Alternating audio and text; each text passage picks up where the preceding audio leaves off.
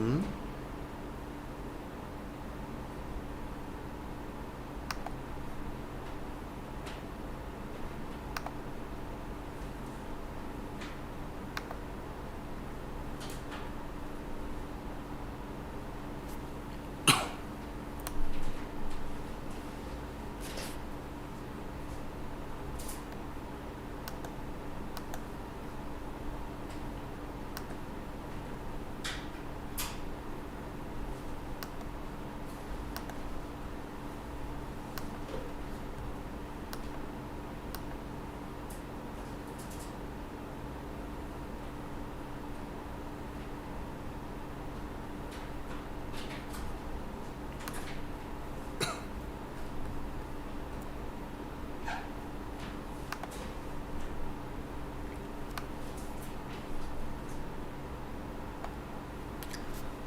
アス青髪です。さあ皆さん、いよいよ始まりました青髪春の大挑戦優勝祈願西暦ズル完成するまで生配信2026スペシャル。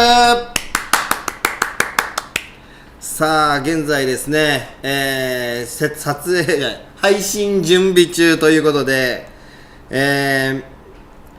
本日ですね、朝8時30分より、スタートする配信の、今、準備をしております。ちょっとねこのカウントダウンがずれてますね。どうやってやるんだっけ。カウントダウンはあれ、これか。これがですね、残り7時間と25分ということですね。あれ、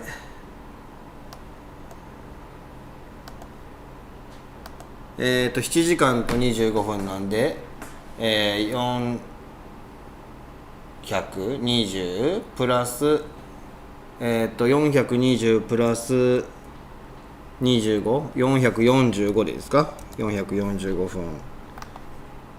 はい、こんな感じで合ってますかね。ほぼほぼ大丈夫だと思いますが、さあ、本日ね朝、8時30分よりスタートしますんで、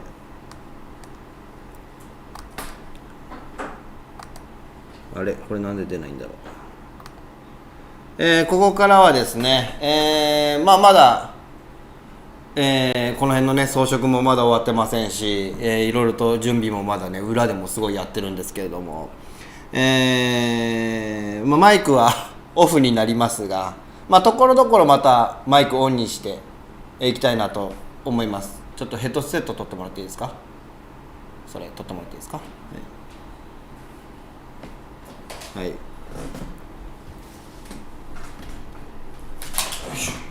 い、危ない、落ちるところだった。はい、今ねマイク確認をしておりますが、一応ね声は入ってるっぽいので、あれ、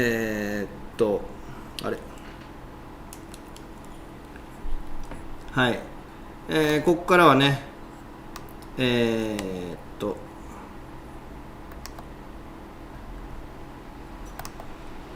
これで再生を、これで再生されるはずなんですけど、はい、今ねマイクも入れて、今 BGM をつけたんですけど、これは合ってるのかどうか。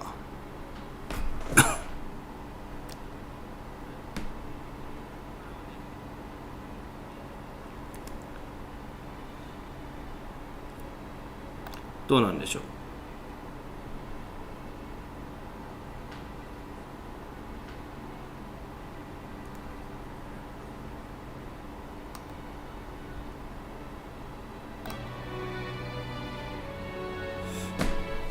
これどうかな。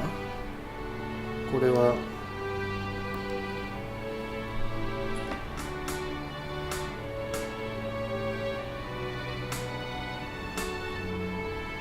なんかちっちゃいのが聞こえてるな。今変えたんですけど、ちょっとねこの設定とラグにがあるので、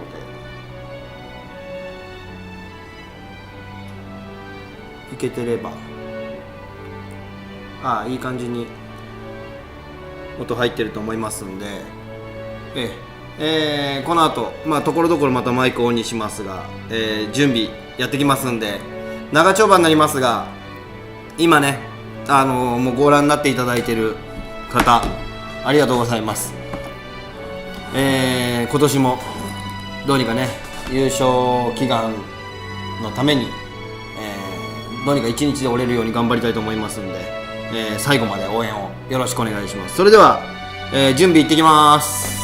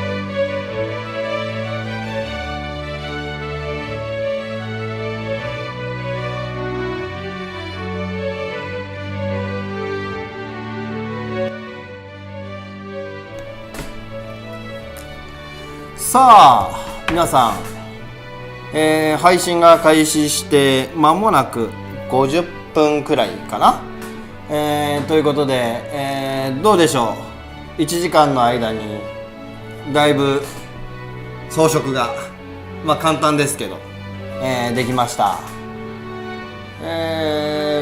これぐらいだったら1時間ぐらいでね終わるんですけど、ここのですね会場が、12時から、0時から、明日の24時までの24時間だったので、もうね準備を始めてます。声入ってるね。はい。さあこれがなぜ出なくなったのかがおかしいな。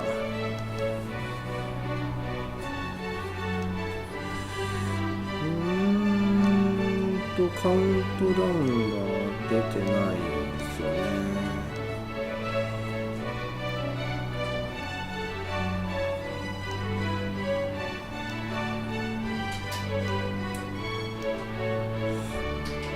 これなんで出ないんだ。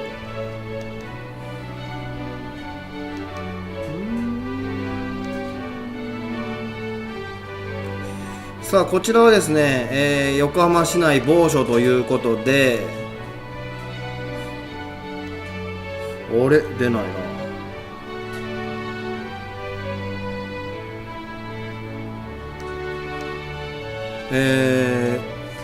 まだね人数が、足りておりません今日ね、なのでぜひね、来れるよっていう方がいればぜひ、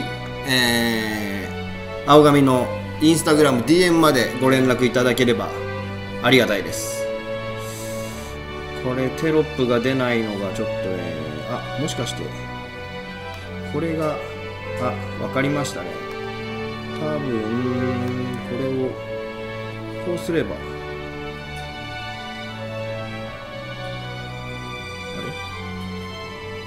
間違えた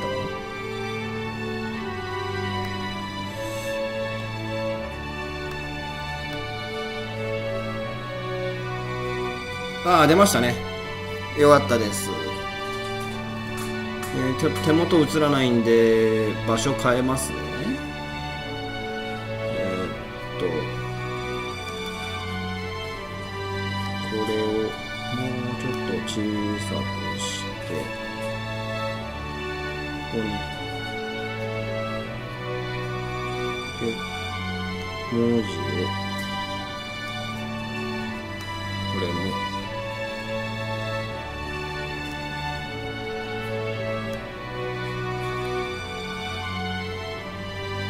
ちょっと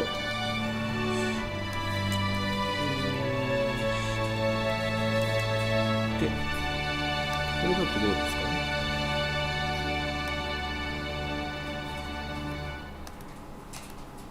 で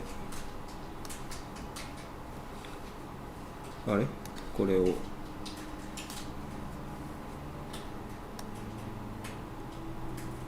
こうすれば手元が映りますね。はい。さあということでね、今までは一応ちゃんとね何でしたっけ、朝の第1部から折り始めて1日でと言っていたんですが、ちょっとねこのままだと今日終わらない感じが本当にするんですよ。人数足りなくて今までにない、のがありますんで、もうちょっとね1日でっていうことには変わりないので、ルール的に何のルールか分かんないけど、もう追っていこうと思いますね。でその中でも人気がないナンバーワンは金色なんですよ。もう折るのすごい大変なんです。でその次に大変なのがこの白なんですよね。この白、なかなかね折り紙で白って使うことないと思うんですけど、両面同じこの白なんですよね。普通のA4 用紙みたいに。だから折るのがすごい大変なんですよ。なので折っていって、一応ね計算上24時までここ借りてるじゃないですか。で残り22時間あるんですけど、朝8時半の第1部スタートから、12時間で折り終わる計算だと1時間150話で、1時間150話なので、ってなると1時間100、取れちゃった。これ取れるんだな。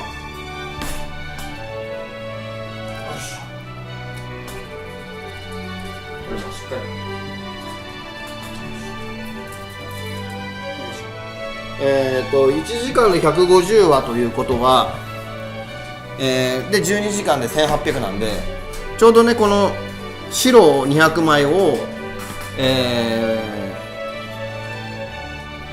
始まる前までに折っておけば、糸通し含めてなんとか終わるんじゃないかなっていう予想をしてるので、とりあえず、1年ぶり、青髪春の大挑戦優勝祈願西暦ズル完成するまで生配信2026スペシャル、記念すべき青髪第1話目折りたいなと思います。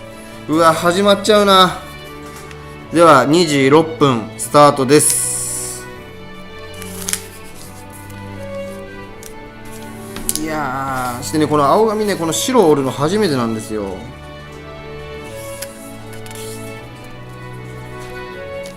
これい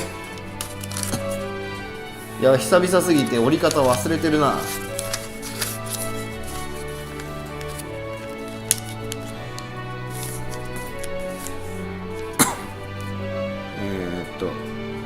これ変えときますか、もしね。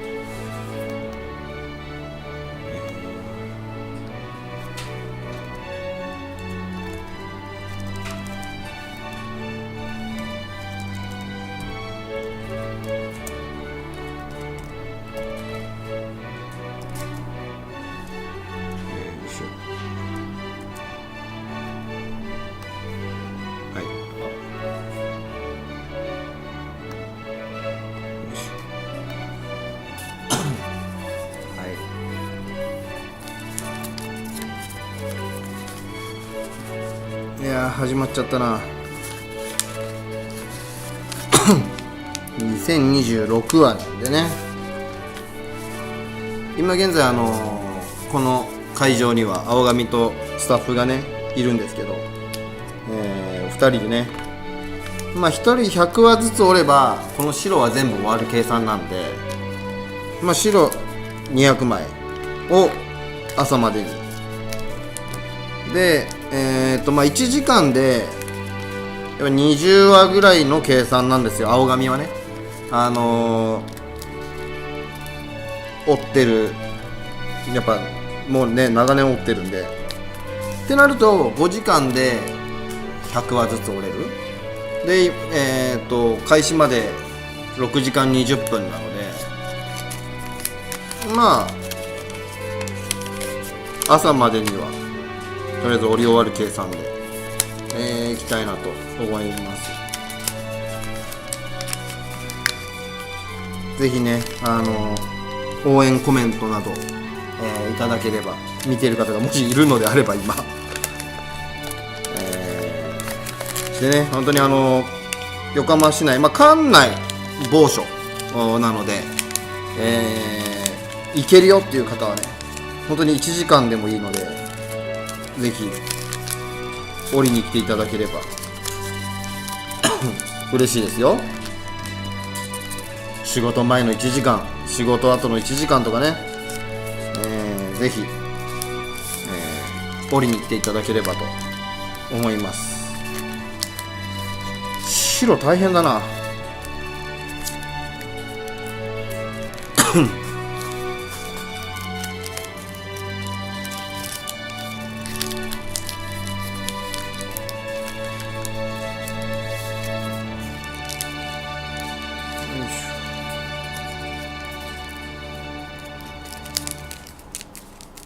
はい、1話完成です。今年の第1話ですね。はい、今年の第1話完成です。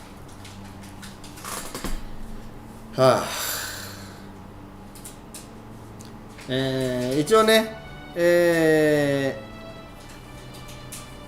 ょっとカウントダウン1話1話はちょっとできないんで、次1900話、あと1900話っていうテロップは用意してるんで、ちょっとそこまでは固まってますけど、ちょっと引き続き追っていきたいなと思います。ちょっとねマイク切りますんで、また音楽だけになりますんで、ぜひまた、節目節目また何かありましたら音声をオンにしたいと思いますんで、よろしくお願いします。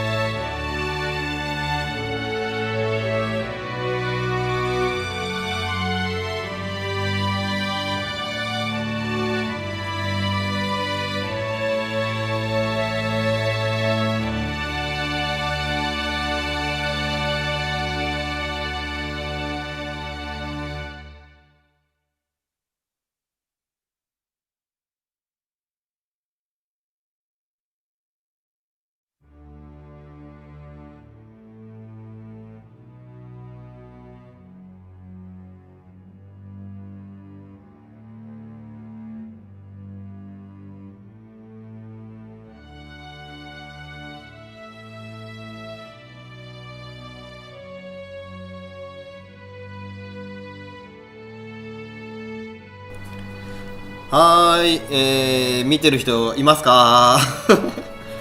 今ですね、2時35分で、フライングで降り始めてから30分が経ちまして、10話、降り終わりました。青髪10話で、そちらは何話降りましたか？11話おった。フライングのフライングしてましたからね。11の10で21は今降り終わってるところなんで、あと5話で2026の波数の26が、降り終わるということなので、これ2000のねテロップを用意してないんですよね。2000のテロップ作っちゃおうか今すぐ。そのね手動かすね時間あればね折れるんだけどね。こういう時手少ないよね日本ってね。もうちょっとなんかねあればいいんだけど。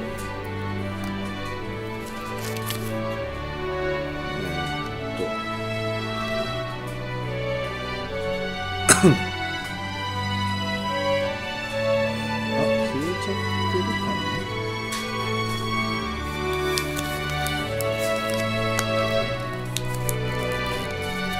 テロップ作るのもね結構ねポンポンポンポンとできる時とねできない時もあるんだよね。これでいいかな。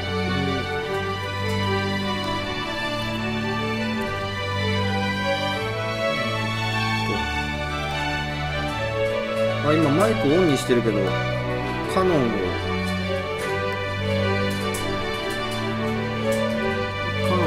音量がでかいかな。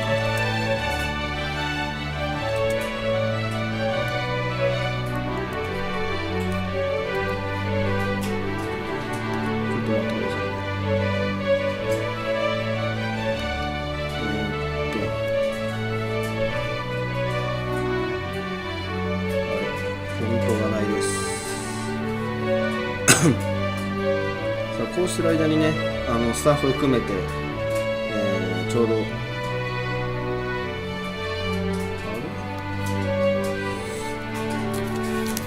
いフォントがありますね。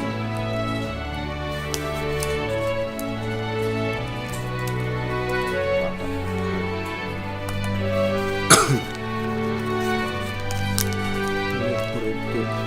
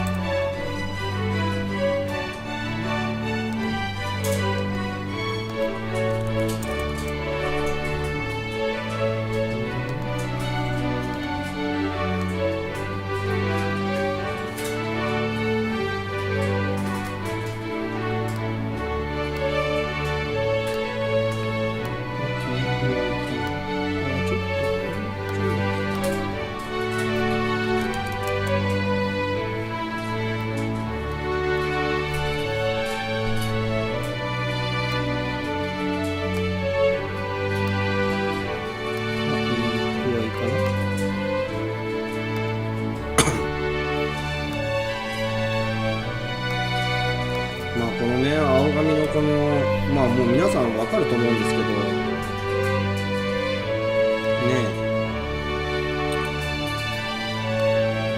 青髪これ独学でこのねテロップ作ったりとか動画やったりとかさしてるから普通の人の、普通の動画配信者の映像と全然違いますもんね。自分でも思う。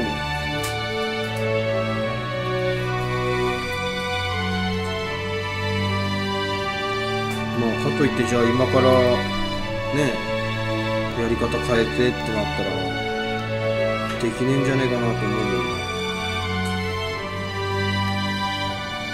これでとりあえずいいですか。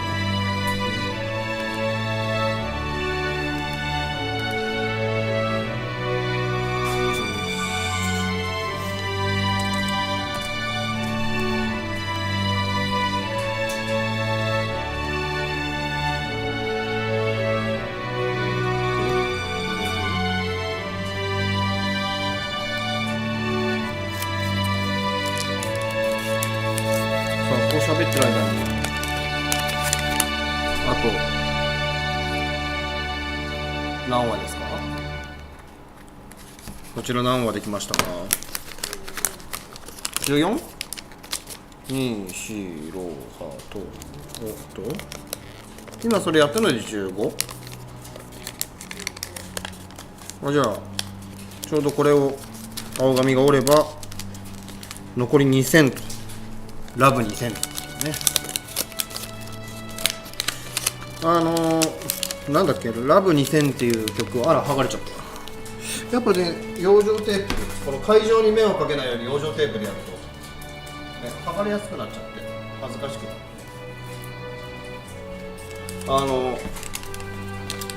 名前なんだっけね、ラブ2000の人のラブ2000の歌、東京オリンピックの年かなんかにね、ラブ2020みたいなのもねできてたのを見て懐かしいなーなんてね思ってましたけどね。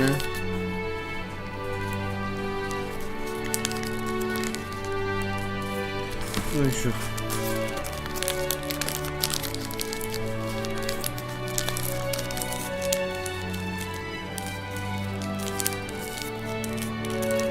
どうですか。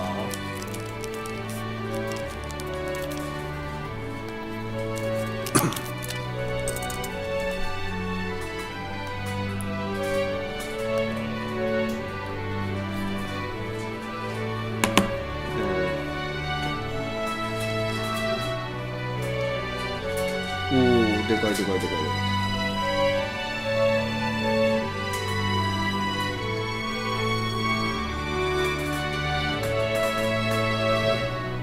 折り終わりました。はい、じゃあこれではい2000話、残り2000話です。ポンポンとはいはい、残り2000話となりました。早いですね。もう残りあと2000、そう思わないとやっていけない。ということで、次回はまた1900話になった時に、マイクオンにしたいと思います。ではまた後ほど。引き続きクラシックでお楽しみください。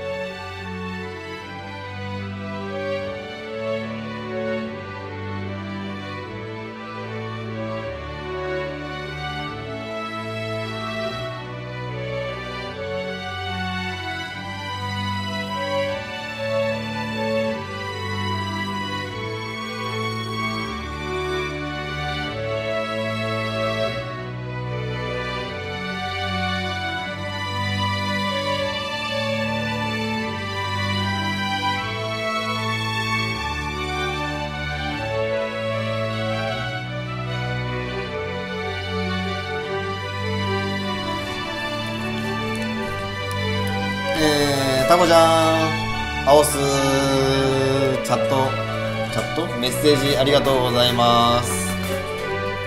青ス、今から寝る？寝ないでそのまま来てもいいんだよ。こんな時間に、今仕事終わったのかな。お疲れ様でございます。今ですね、今そちら何話ですか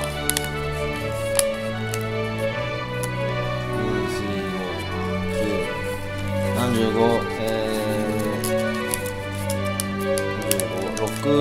65は今終わった段階です。はい、もうね、なんだかんだやってますよ。まあ寝るのも大事ですが、寝坊しないように早めに来てください。お願いします。だね、次、まあコメントが、来なければ次は、1900話、残り1900話になった時点で、皆さんとまたお話しさせていただきたいなと思います。ではまたマイクミュートします。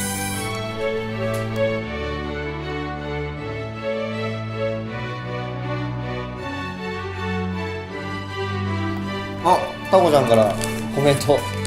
無理無理、お昼前には行けるように頑張るよってことで、10時からだよね。連絡待ってます。マジで終わりませんまあ無理せず、起きたら、朝弱いの知ってるんで、起きたら来てください。よろしくお願いします。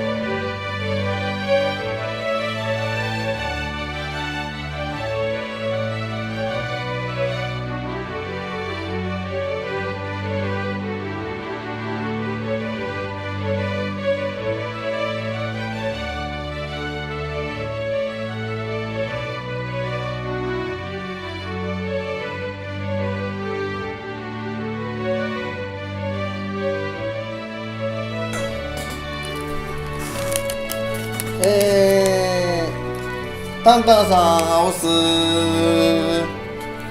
準備お疲れ様。仕事もう少しで終わります。長丁場頑張ってありがとうございますね。今回本当なんだろう、鶴初期メンバーと言ってもいいぐらいのタンタンさんがね、今回ちょっと仕事と仕様でどうしても来れないということで残念ですけどね、この配信での応援よろしくお願いします。ありがとうございますね。豚の鼻のねやつ持ってこようかと思ったんですけどね、ちゃんと保管してありますよ。もう少しで80話ぐらいかな、頑張ってます。また、90じゃない、1900話になったらまたねマイコンにしたいと思います。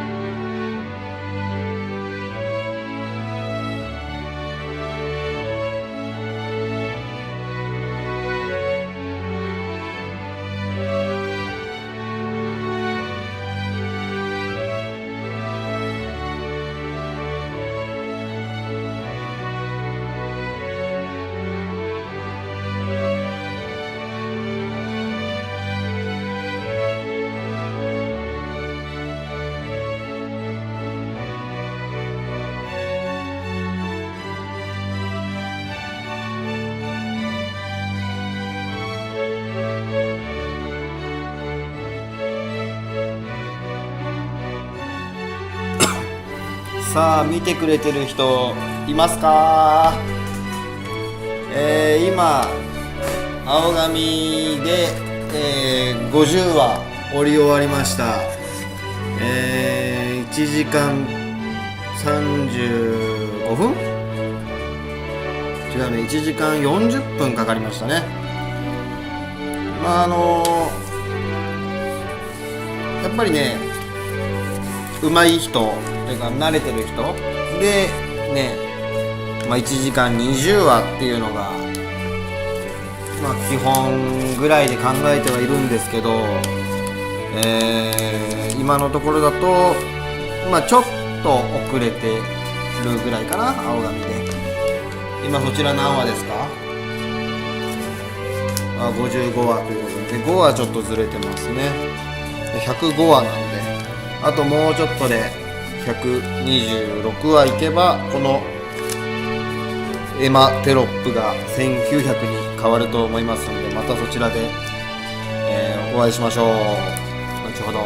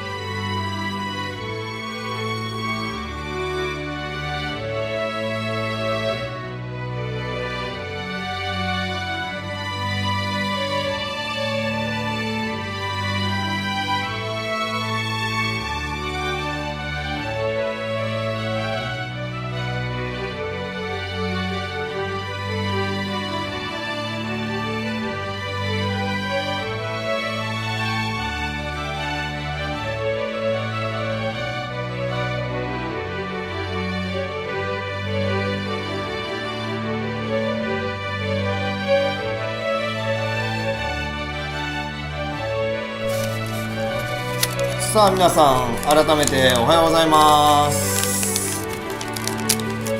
今現在ですね、青神春の大挑戦優勝祈願西暦ズル完成するまで生配信2026スペシャルということでですね、第1部は朝8時30分からということでカウントダウンがね、残り3時間2分6秒ということになってるんですけれども、今回ですね初めて、土曜日に、したんですが、なんと参加者が足りないというね、青紙完全に読み間違えました。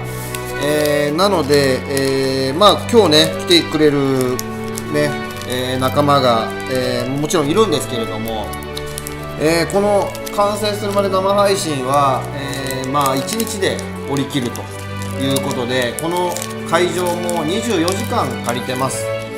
会場の都合でね、0時から24時までということなので、その時間はずらせなかったので、ただ24時までに終わるかということが結構今瀬戸際になっておりまして、心配なので、もう、2時5分からですね、青紙フライングで降り始めてます。はい、ちょっとね今日今映像の乱れがたまに出るので、これは第1部までにちょっともう一回ね接続し直したいなと思うんですけど、今やるとね画面真っ暗になっちゃうんで、ちょっとこのまま、この配信準備配信は、このままちょっとやらせていただきたいなと思いますので、ちょっとお見苦しくなると思いますのでご了承ください。さあということで今ですね、青紙これで、61話目ね、終わりまして、スタッフの方もね65話あったということなので、ここが消えます。じゃんと。はい、ちょっとねいきなりテロップの色変わりますけど、残り1900話ということになってまいりましたんで、最初当初お話しさせていただいた通り1800話の段階で、朝8時半の、第1部を迎えると多分いい感じになるんじゃないかというふうに、思ってますので、残り100話はね、とりあえずあとこの3時間で、3時間でいくと60話を折れる計算になるので、もうちょっといけるかなと思うんですけど、ちょっとねさすがに朝ごはんもやっぱり食べたいので、残り今これが39枚ここにあるんで、とりあえずこの39枚は終わらせたいなというふうに思っています。本来であれば第1部スタートです、みんな頑張りましょうからねスタートするのが一番かっこいいんですけれども、ちょっとさすがに終わらない方がまずいだろうっていうね、感じがありますんで、ちょっとね、背に腹は変えられず、このままちょっとフライングで、追っていきたいと思います。今ねBGM、カノンが、ずっとループで流れてますけれども、とりあえず、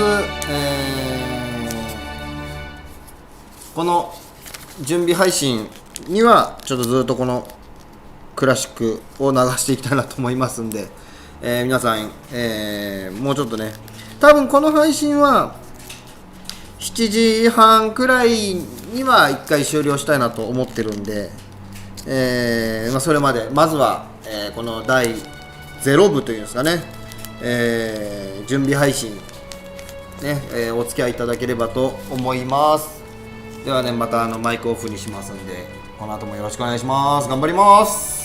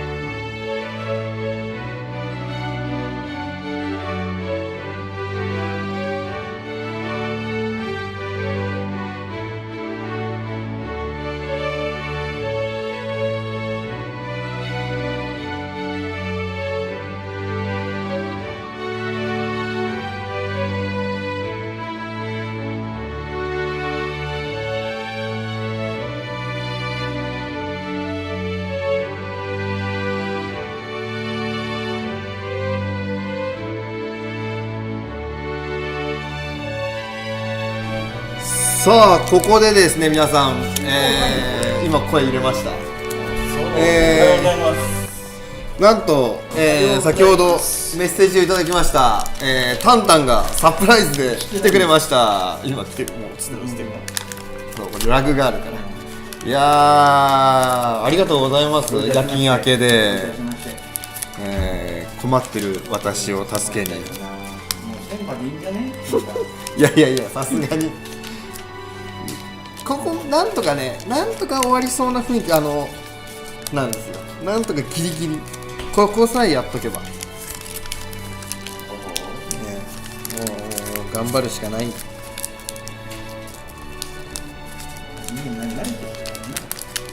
俺らもねこうやってやった方が早いとかね、分かってきたんで。ただ俺だけだときついよね。そうね。でこれも高いんで決めんとみんながやりにくいまずこの白を片付けちゃおうと。これも明るくていいですね。そうだね。別に去年がどうのっていうのはないんだけど、だからなんかアーカイブに残せなかった初年度アーカイブ残ってんのか。じゃああれアーカイブに違うね。アーカイブに残ってたの残せなかったのはスタジオでやった2020。1人の時3人か。結構あの時も何人か来て、そうでごめんね。おととし2023年、今6年でしょ。3、4、5がだから3年、2023年にタンタンあれ公園とこのやつの時は何回目あれ？公園のところって会議場借りた、こういうふうにレンタルルームがある、あれが2022年何回目3年3年目鶴で入院したの何年目？入院運ばれたやつあれが残ってないんだね。2022年目2回目血吐いて運ばれたっていうか病院行ったのが2022年の鶴で、2022年があれ2020年に鶴を初めて一人で折ってたんだけど、コロナ禍で野球もなくなって、この鶴はじゃあどうするんだ、どうなるんだってなって途中で断念をしたのが初年度一人でやってて、でその翌年2021年はやってないのかな。コロナ禍で多分人集まれなかったからっていうのでやってなくて、ほんでで2022年がスタジオでやったんですよ。でその時に血吐いて吐血をして一応完成はしたけど吐血をして大変な目にあって、それで懲りてで翌年は会場借りてでその時に初めてタンタンで、いや終わったの。終わんなかったじゃん。じゃああれ1000話で終わったの。1000話終わんなかった。家帰って寝てたじゃんだって降りながら。そうだっけ。あれそうだよ。俺帰ってちゃんまいとか行ったじゃん。いや終わったんじゃないかな。終わんなかった。ちゃんまい行ってちゃんまいが始発で帰る。それは翌年、その次の年アンティークさんで、アンティークの初年度アンティーク2回やった。アンティーク2回2年連続でやって、全然覚えてないね。いやもう覚えてないよ。アンティークの初年度に人がたくさん来ていただいて、急遽俺が暴走して2024話にやったの。そう品種買いながら2024話やって、で間に合わなくて、その時終わったわ。その時2回の時ね。で去年アンティークさんでまたやらせてもらって、人が多すぎて、でもそれでも夜の10時半に終わって、最後完成して帰ったじゃん。そう10時半に早くパソコン壊してさ。そうなんかしらね、毎年あるんですよ。全然覚えてないな。いやもう本当にね、そしたら今回ね、毎年ね日曜日でやってたらね、どうしちゃったのかね今年ね。いや土曜日が良くなかったみたい。そうなの。なんでまた来年は戻しますから、日曜日する。日曜日に戻しますから。まあでもね、やっぱ去年は去年でよくたくさん来てよかったんだけど、俺そんな持ってないのよね。やっぱ喋るとかいろんな人のことあって、だから今年は一人で300話ぐらいはやっぱおらなきゃいけないんで、金をで金はとりあえずみんな来てからかいやもしくは今これと向こうで終わったら200終わるんで、とりあえず226話終わらせて1800の状態で第1部スタートできればいいかなっていうのは思ってますよ。おそですね。1000までいいんじゃねえの？ね、もうでもね、もうやっぱりね西暦ずるっていうので、そういう年があってもいいんじゃないの？いやさすがに相川監督初年度に1000にしたらちょっとしょぼいでしょうよ。やっぱね写真見てもやっぱ1000ってしょぼいね。やっぱそう。細いよ。でも2025この間迫力あるやっぱり。迫力あるし、この間ほらお焚き上げどんど駅に持ってった時もやっぱ目すごかったもん引いて。工藤さんすごい持ってて恥ずかしそうだったもん。乗ってくれたんだ。そう観光協会に先に確認して鶴どうですかって言ったら、まあ、本来は正月飾りなんですけど、まあ、願いよっていうね供養でしたらもう全然ビールとか平気だったんだ。もう取って、外したのちゃんと紙類だけにして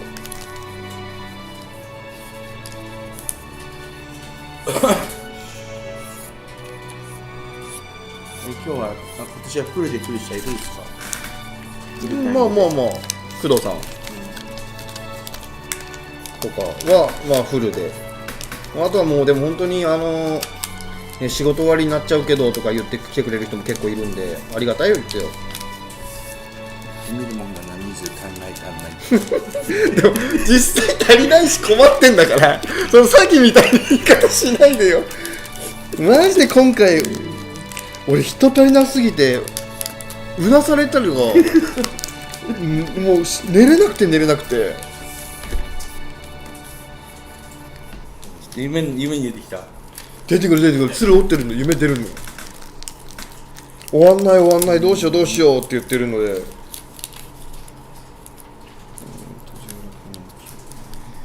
ぱあれだよ、6時ぐらいになったらさ、一人で追ってないここでやだよ。本当すごいシールでこういい絵だよYouTube としたら。こんなん QR とセブンイレブンどっちがいいですか？ QR とセブンイレブン？あれチケットがいい。紙がいい。だってそうやとまた入り口のとこ来てって言わなきゃいけない。ファミマがいい？セブンイレブンがいい？なんでもいい。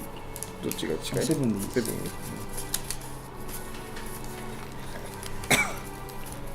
いやー、よし。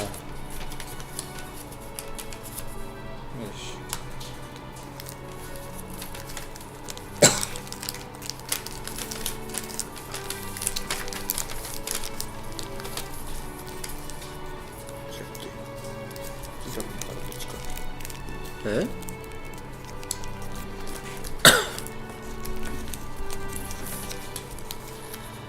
よいしょ。オリンピックも終わっちゃったし、ね、オリンピック明日までじゃないの？でももう終わりじゃん。もう全然わかんない。なんだっけ、陸流ペア。もう感動しましたよ。あれはなんかすごかったけどね。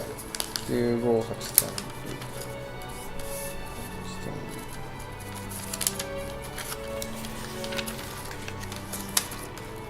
まあね、あんまりわかんないからオリンピックも。そんななんかやってたら見るのと、あとはなんかスポーツニュースがで見るぐらいで。でもみんなイタリアまで行くんだもんね。偉いよな。観戦しにね。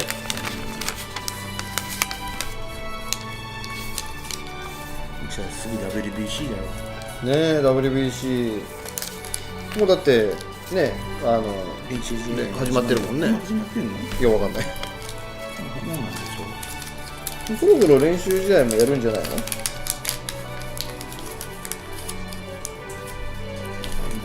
慣れた頃に帰るようかな。まあ無理せず今日も夜お仕事？もう毎日ですよ。大変だね。寒いからね、そうね、だって今日なんかさっきみぞれが降ってたみたいな。そう、こっち来たら急に寒かったよ。ああ、そうなんだ。東京まだちょっと時間的にあったかったけど、で今日いたら急に寒かった。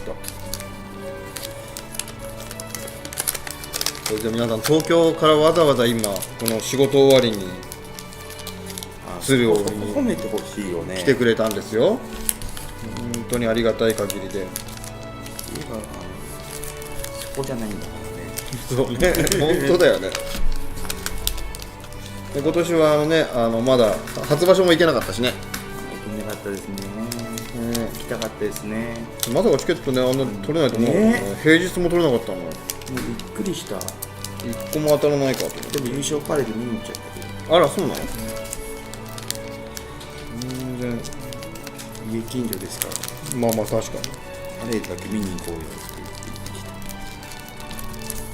言ってきた。次はこの本州っていうか東京では5月場所ですね。それ行きたいですね、5月はね。5月場所っていつからなんだろうね。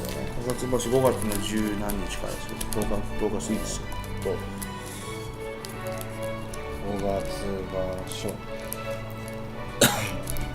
そうタンタンに誘われてね初めて、相撲を観戦させていただいて、あれはもう何回5回ぐらい行ってる5回も行ってないんだよね。あ、でもその近くなってるかな。そうね。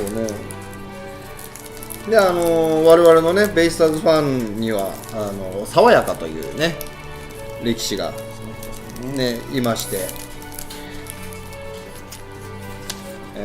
まあね今序二段なんですけどね、やっぱね勝つときはすごい勝つんだけどね、負け越しちゃうとすぐ負け越しちゃうんでね、優しいんだよねあの子ね。背中グリグリよ。本当にこの間もかっこよかったよ。本当5月10日からですね。ああ、この5月18から22はいけるね。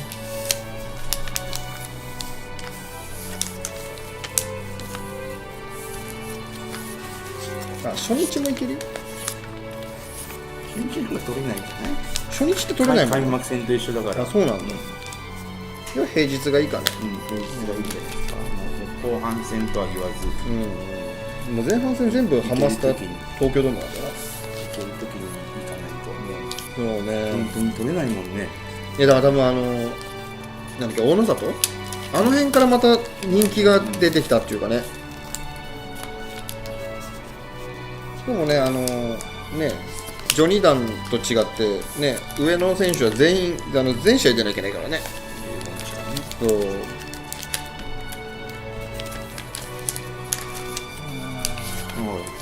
眉巻も行ってきたよ。大相撲のそう。お相撲さんから豆もらうのに。もらえた？もらえた。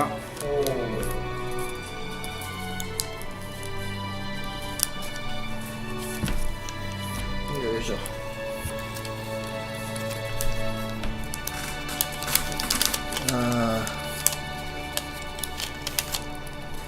人が増えたら、視聴者数も若干増えましたね。増えました。ありがたい限りで。よかったね。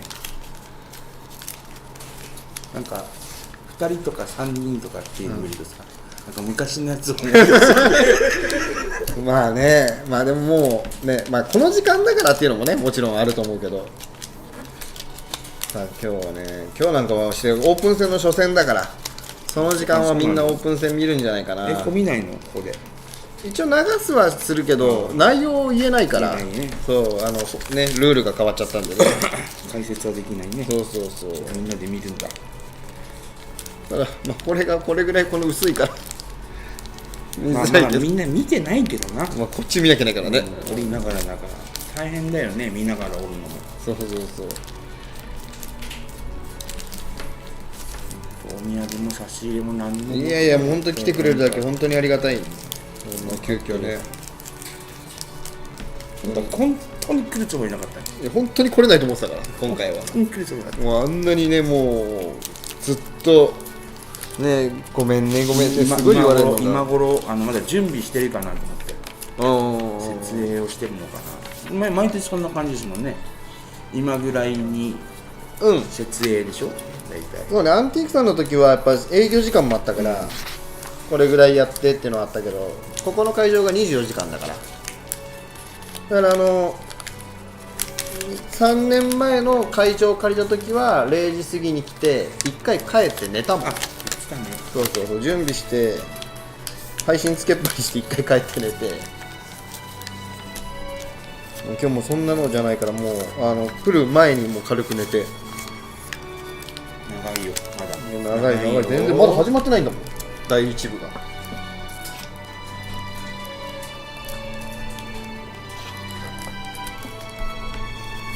でもここは明るいから降りやすい。おじじいには本当助かる。そうね、去年までがどうのじゃなくて、うん、目が疲れるよね。そうね、長くやってるとね、撮ってると。この会場もね、まあ、この辺では安く借りた場所だったんで、いいよね、近くて、分かりやすいし、ハマスタも近いしね。本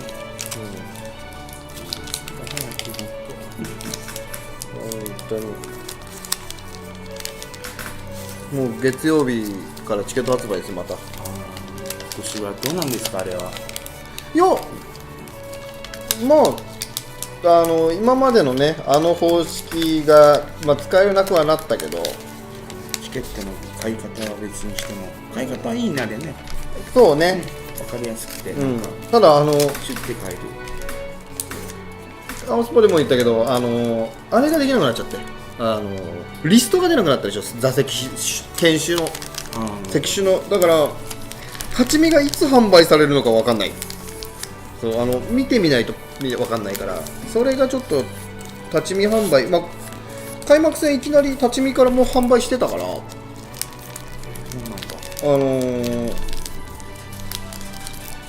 う昔みたいに立ち見も最初から販売してくれるんだったら全然いいんだけどね。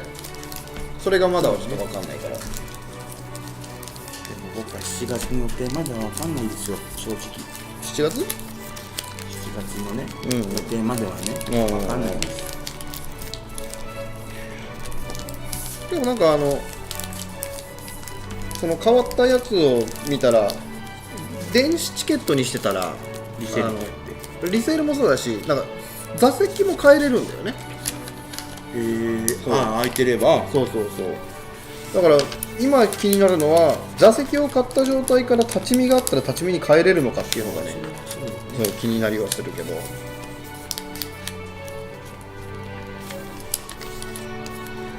さあ6時を過ぎましたね。慣れてるんです次はどうだろうね、わかんないな。みんななんか朝は早くは無理だよみたいに言ってたから、そう70。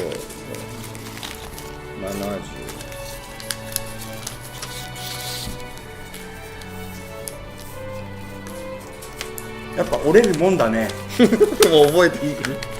折れるもんだね。折れないかなと思ったけど、折れるもんだね。まだこんだけやってればねもう毎年毎年だから本当にアーカイブに残ってるものは全てもうこれで解禁賞続くから、本当に。そのハンコくれた。ハンコハンコちょうだいね。じゃラジオ体操みたいなあ。ID ヤクルトかなんかちょうだいね。ヤクルト敵や。飲むから。そうね。でも来月ヤクルトの工場見学行ってくる。どこにあるのヤクルトの工場って。なんか茨城のと埼玉、茨城寄りの埼玉ギリギリのところでグラウンドできるとこだ。より、まあ、もっと新しくヤクルトの、2軍は守谷でしょ。もっと上なもっといやもっと手前、埼玉県にはなるに今度工場見学取れたんで。俺知らなかったのがこの間初めて知ったのが、浦和のロッテってさ、俺工場なのかと思ったの、あそこでチョコレート作ってるのかと思ったの。作ってるでしょ。そうなの、研究所らしいよ。作ってるでしょ。作ってんの？浦和工場だから作ってるでしょ。そうなの？研究所じゃないのあれ。研究所って聞いて、研究所なのと思った。だって工場見学あったよ。そうなんだ。やっぱ作ってるんだ。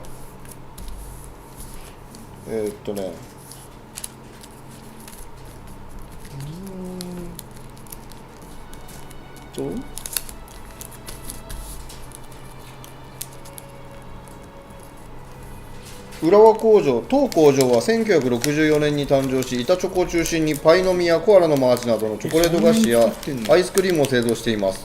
作ってるんだ。いずれも日本有数の製造規模を誇る菓子工場ですって書いてる。ガーナミルク、クランキー、チョコパイ、コアラのマーチ、トッポ、雪見大福、クーリッシュ作ってる。まあでもね、あそこのロッテ浦和ももマンションになっちゃうんでしょ。うマンションになっちゃうのらしいですよ。高層棟を作る。なんかね、どこだっけ、なんか千葉の下の方に移転するんでしょ。里崎さんがすごいなんか大丈夫みたいな言ってた。ロッテあれでしょ、あれがあるとこでしょ。キッズアイのとこでしょ。木更津じゃない。いや木更津なの。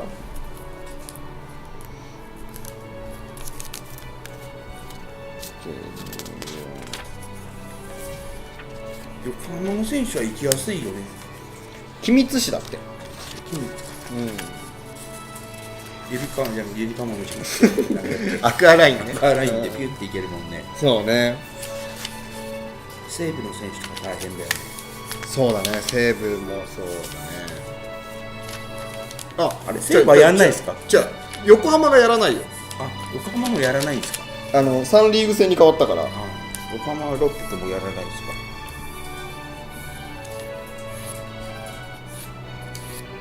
あれやらないよね。静岡とどこ？中日か。楽天、新潟、楽天、新潟、ロッテ、ヤクルト、日本ハム。楽天がなくなっちゃったんだよね。何が？楽しみが出てくるな。そうね。ベイスターズは中地区で、ジャイアンツ、ライオンズ、クフハヤテ、ドラゴンズの5チームですね。いずれとかばっかだな。そうね。読売も行きづらいもんね。まあね、ジャイアンツタウンはね、西武も行きづらいし。一番東地区が一番きついんじゃないかな、移動は。新潟挟んで仙台とでしょ。新潟、仙台、千葉か。まあ埼玉、戸田、鎌ヶ谷。ここがでも一番移動しづらいんじゃないかな。だってね、西地区は尼崎、大阪、岩国、筑後だから、まあ電車では行けると思うけど。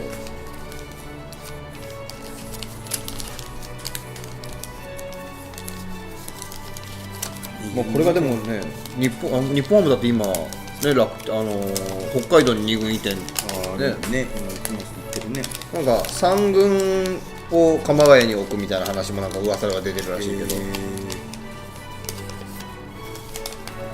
まあどうなることやら。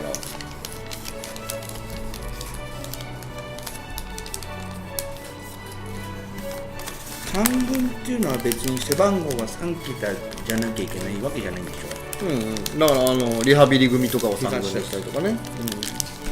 今3軍置いてるのはホークスとジャイアンツだけじ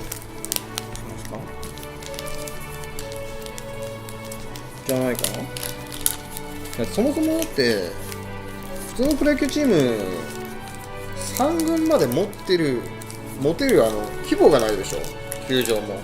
あれ横浜が神奈川のチームに選手行ったりするじゃないですか。今なんか仲悪くなったみたい。あんまり言えないんだ。いや、わかんないよ、噂だけどね。なんかあんまりなんかいい関係じゃなくなっちゃったみたいな話を軽く噂では聞きました。これわかんないですよ、わかんないけど、なんかそんな話を聞いたから、なんか交流が、まあね、なんかファンとしてはなんかそんな話もなんか軽く耳にはしましたけど、まあ、実際のところわかんないですけど、まあどうなるのかね。両方とも会社だからね。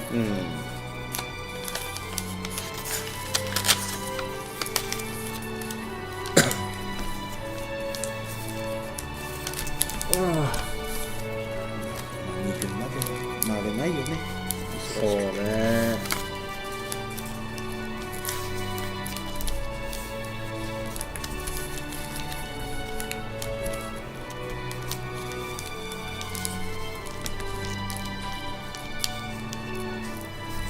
今年あと新潟が自由席だったよね、外野。今の時代だよ。並ばなきゃいけない。そうなのよ。行って日本酒飲んでる場合じゃないよ。そうなのよ。本当に聞き酒してる場合じゃないよ。このご時世に自由席復活させると思ってびっくりしちゃった。席なの新潟って外野席。ベンチ、木のベンチ、あれ木のベンチだよね。ね、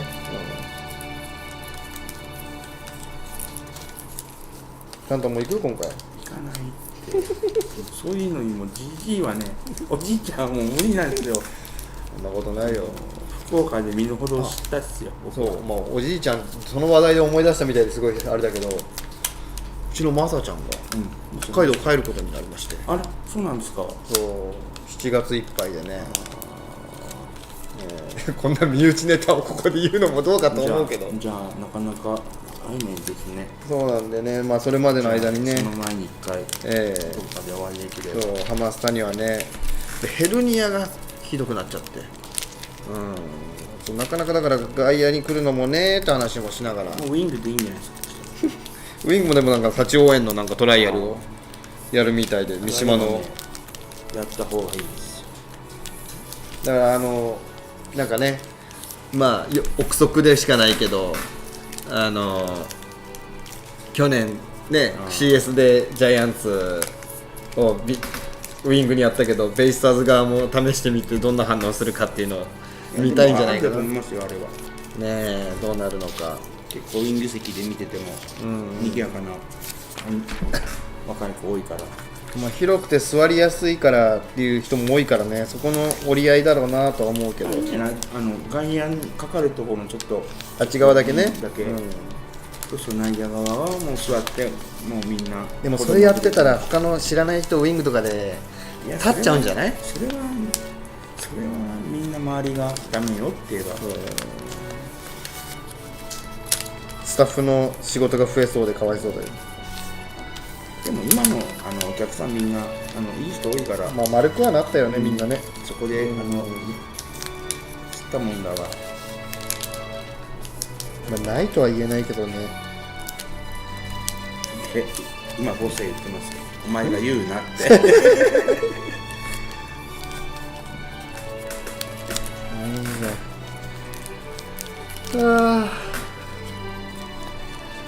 どうそっちは。早いね。早いよ。これが2人でやってんだけど。早いよ。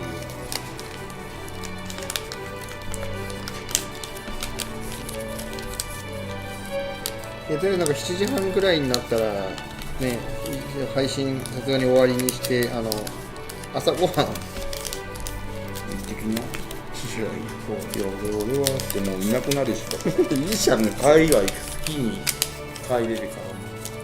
でもあれよかったね、今日は土曜日だから通勤ラッシュはないよ。そうでも朝混んでるんですよ、金曜日の。あら、取れちゃった。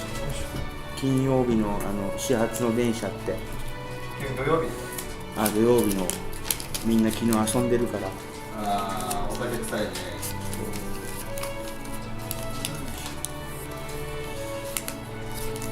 なんかいい方法ないかね、この後ね。でもあんまりなんかこの壁傷つけたくないですね、この借りてるね。でもこれのディスプレイは今回いいですよ。見栄えが、なかなか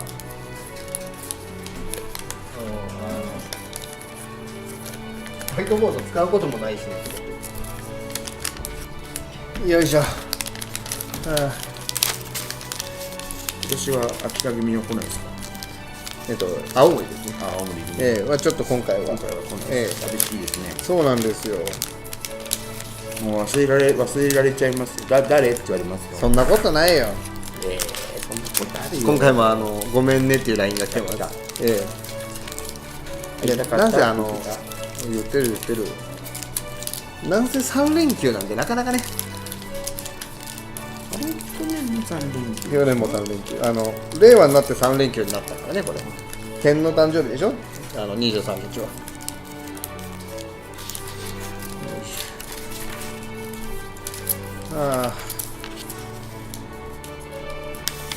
これ白が終わったら今度金だからね。そういう金は僕は好きでも何気に白でよかったと思うのが、手が青くならない。金もならないから大丈夫。今回してね、新たな色追加するんです。追加したんですか？それはまだ。それは僕出来上がってからの楽しみにします。そう1個失敗したなと思っていうのを、これをアドバイスしとけばなと思ったのがね、日本一になった年だったじゃないですか。2024年のね。あの時に優勝した時に、青上君が千羽鶴を持って球場に切ったじゃないですか。あの時ね、帰りみんなでわちゃわちゃやってたじゃないですか。あれを持って千羽鶴をね、折った人にね、1話ずつ記念にね書いて渡してあげればよかった。そうね。もう普通にね、そこまで頭回ってなかったじゃん、あの時。キャンプでね、お焚き上げしました。あの時はなんかそういうことまで頭回ってないんだけど、折りに来た人たちだけにね、なんか一言書いて1個だけ確かにね、それは良かったかもね。今度優勝し、今年のやつ優勝した時やりましょうね。そうね。金でね。優勝ってハンコを作ってまたそうね。ここにポンと押して。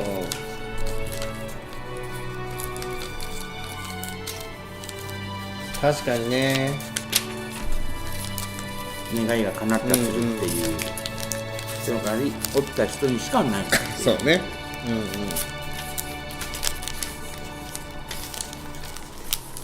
ちゃんと星にメッセージ書いてね。絶対 A クラス。目標低いな。これ優勝祈願なんですよ。すいません。工藤さん起きましたか、そろそろ。寝てる場合じゃない。本当に。みんな起きてよ。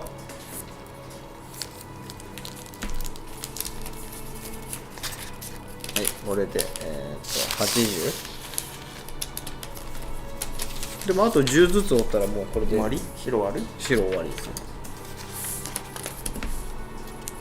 あとで糸通しの時にこの白誰折ったのって言わないでくださいね。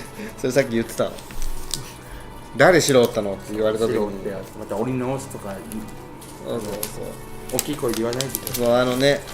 今回だからやっぱ見てないと独自の折り方する人いるのね。本当にあれ不思議だよね。最後糸通す時になると分かるよね、あれね。だから今回参加者の方に注意事項を送った時にはね、独自の折り方せずにちゃんとこの会場に書いてあるやり方で書いてください、やってくださいっていうのはね、ちゃんと今回初参加の方もいらっしゃるんで、それは楽しみでしょう。でちゃんとこの今このカメラ映ってない後ろにねテーブルをいろいろ用意してるんですけど、そこには各一人ずつちゃんと分かる人たちを置いて先生がいて、そうですやるようにはしてます。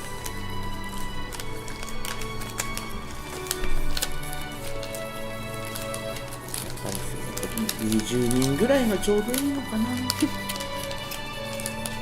あんまり人数多いと今度統率がね、交通整理する方が大変になっちゃうからね。そっちがメインになっちゃうからね、こっちのまあこういうやっぱね、ディレクターもいなければ何もいないから、関心があるからね、そうそうおしそう、ゃべりの方が全然できなくなっちゃう。まあ血吐かないように飲みながらやりますよ、お酒じゃない、お水を。本当ですよ。えなんか痛いですよ。この時期は本当になんかたたってるんですから。そう去年は入院しましたからね、なんだっけ、急性胃腸炎、この前今年もね、この前はズルズルってやったしね、そうそうそう、ズルズルとガーンってのがあったし。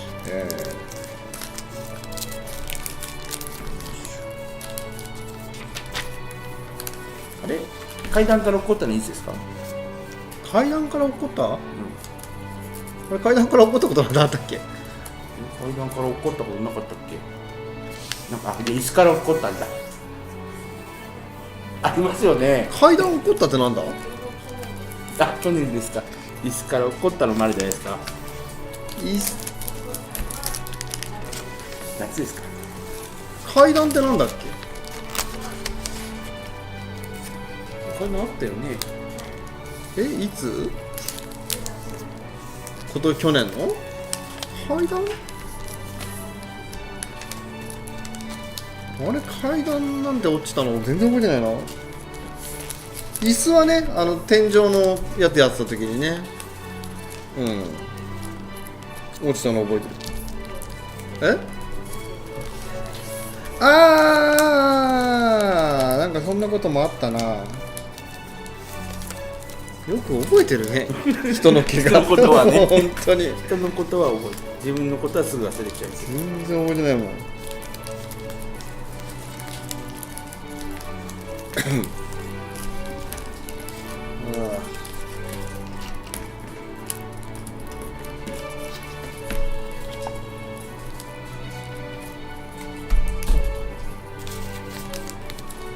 あれ今年はもう T シャツ今頼んだんですかね。これあ、それなんだ今年の T シャツ。ユニフォームじゃなくて T シャツ T シャツはこれ。で1個だけ。あ、じゃなくて千羽鶴じゃなくて普段の普段のやつはあれは夏前だから、夏前。デザインがね。ユニフォームは今矢印のやつ。そうオマージュでまた今ユニフォーム屋さんにお願いしてデザインの正式デザイン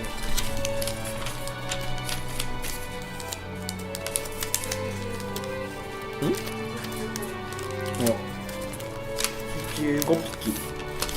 こっちは今82。あ、負けてるぞ。向こう一人でやってるのにね。そうだよ。朝に数多かったらおかしなことになるじゃん。そう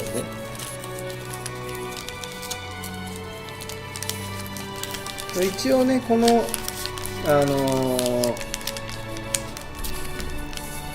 準備配信の間に白200と金26は折っとけば2000万使う。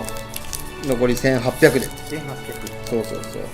そうすると1人100ぐらいでいい。そうね、1時間150は計算で12時間で折れる計算になるから。したらできるね。そうで12時間で夜8時にしてそこから3時間で糸通し、途中からだんだん糸通し部隊が。そうだからやっぱ俺色ごとに折るように変えたから、あなたこの色じゃないから最後まで折らないと糸通せないんだよね。じゃあそこのグループで1本みたいな。そうにしようと思ったけどね、丸一日いる人がそんなにいないからいろいろ考えた結果、最後の200話の途中で糸通し始めれば、でほら42本だから、そうですね。そう42本分も針ないからああそうのやりながらができないよね。まあでもやりながらやらすとまたそれはそれでごちゃごちゃになごってね。ちゃごちゃになって色が違うとかまたそうそうそう。あ、やりこの色違うとかね。やり直しが色で曲がっていってもう糸は一応50本予備で8本用意したけど、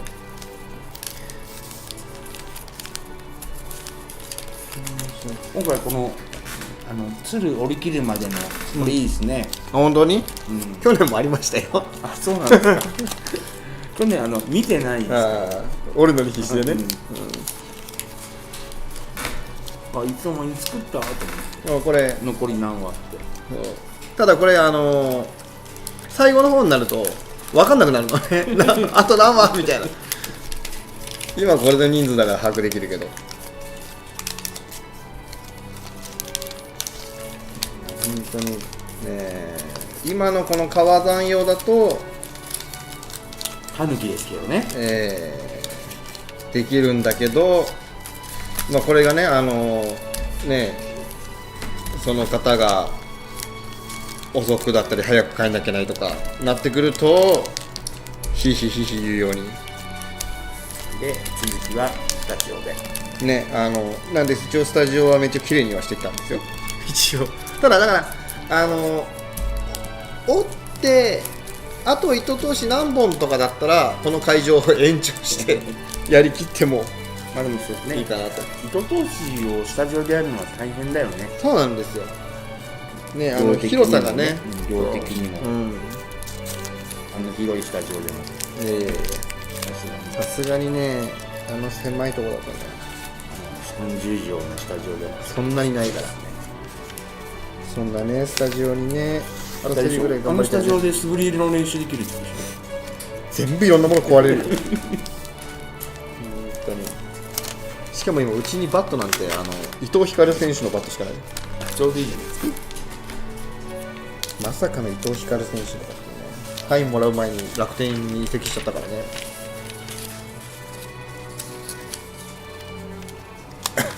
伊藤という文字の人は楽天に行くんですよ確かに伊藤幸也選手もそうですね。伊藤がね、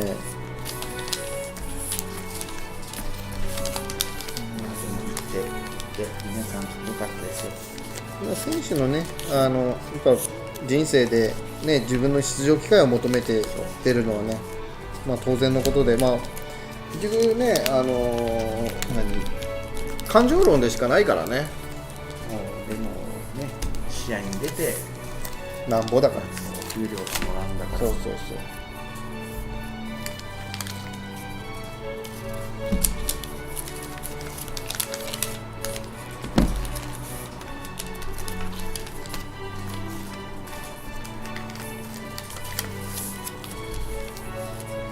河原君だって行ってよかったよそうね、まあ寂しいのは分かるけど厳しくなっちゃったのはそれはすぐまたねオープン戦ベルナドームありますから、青髪もベルナドームオープン戦1日だけ行ってきます。あ最後日曜日だけ。最後ね、今年も交流戦忙しいですねインディでも交流戦は今回ほら北海道千葉埼玉だからまだア千葉埼玉忙しい日じゃんって繋がってるんでしょまた北海道から千葉このそうそう今回はいや毎回でも千葉埼玉って繋がってなかったっ繋がってない。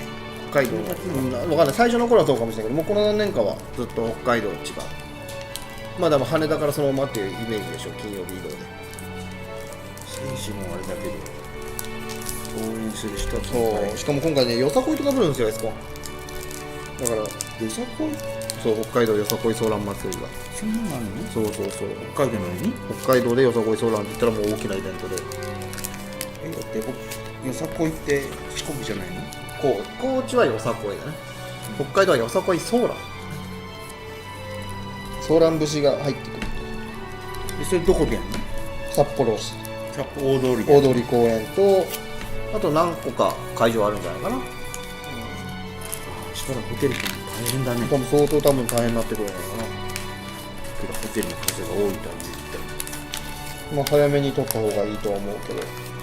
一言だ。まあ北海道はなんとかなりますからね。皆さん気をつけて行ってきてください。ちなみにまだチケットあるよ、北海道に。無理、今年はいけない。もう完売してますから、北海道。ビジター。本当にいいからね。ビジター応援席。そう。あそこは外野じゃないんで。今から行きたいって言ったらもう普通の席だ。もう。でも一応ね、2枚ずつは、呼び取ったりです。この次行くよ。この次。その時にはまたおじいちゃんになったからって自分で言うとか。もう外野立って応援できないから僕はいいですって。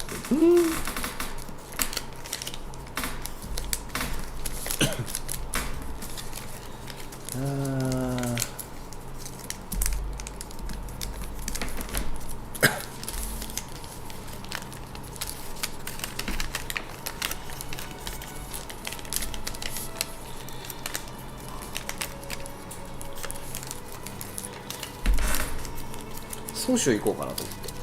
総州、どこ総州って。トマスタの近くの立ち食いそば屋さん。あそこピンと使える？使える。朝6時半オープンだって言うから。じゃあそば食べに行もうだから金これ全部終わらして金を26は終わったらでいいかな。まあできるところまではやってもいいと思うんだけど、まあ別にそれぐらいにしてね、この後まだ長いからあんまり無理しても。く。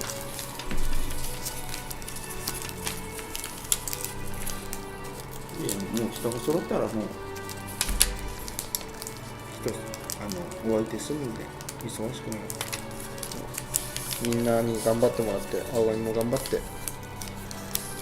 今これで60、70、80。金それよりいっちゃいなよ。死ぬって金一人は金が終わらねえんだよな。終わらないんだよな。名言再びで。本当に金ってなんであんな、まあまあね、いろんな、まあ、色のねあれがまた違うんだけど、品質も違うし。何おおもうカウントダウンになってる。そうだね。向こうで金任せろって言ってるよ。あ、本当に？で今回いつも、まあ、まだカラーは言えないんですけど、銀はないよ。銀じゃないけど。銀と銅あんのかと思って。あ、違うよ、もうオリンピックじゃないんだから。青の種類ね、まあ、アンミカさんじゃないけど、折り紙の青ってそんなにやっぱ種類ないのよね。見つけやった。それでいつも1個ちょっと違う青にしてて浮いてたから、今回ちょっとね違う色を1個作りましたってかにしてみました。まあね、まあ見栄えどんな風になるかわかんないけど、もう確かにもうちょっとこれ見えてんだよね、今年のこのデザインでね。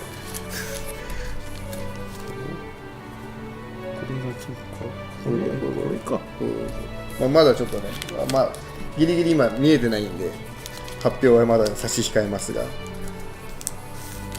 でもテロップの色は普通のあれか、千羽鶴のデザイン。みんな心折れればいいのに。呼び戻すよ。この色盛りづらいって言って。でもね、やっぱ金が一番折りづらいよ。まあ、金とこの白、やっぱ白は両面の色が白だから、手汚れないようにして。まあまあそうね。でもやっぱり物価高なのかね、折り紙も値上げしてた。本当に何でも高くなって。本当にさ、野球ももう2000円じゃ見れないんですよ。だって開幕立ち見3500円だよ。びっくりした。今年は何つくの？開幕出るって何に帰りお土産くれるの？開幕何ももらえないんだよ。まだわかんないよ。何も出てないけど、あれ開幕ってなんかプレゼントあったんだけどないんじゃないかな。でも今年なんかいろんなイベントが増えたから、まあその分チケット代高くなるんだろうけど。そうはないですよ。お土産代ですから。なんかプラスチックのバットとボールつくようななんかいいね。でもそれ小学生以下なのかな、中学生以下か中学生な、なんかねの出てましたよね。俺がちっちゃい時あったら嬉しかったから、それタンタン折ったらこっちも90ですね。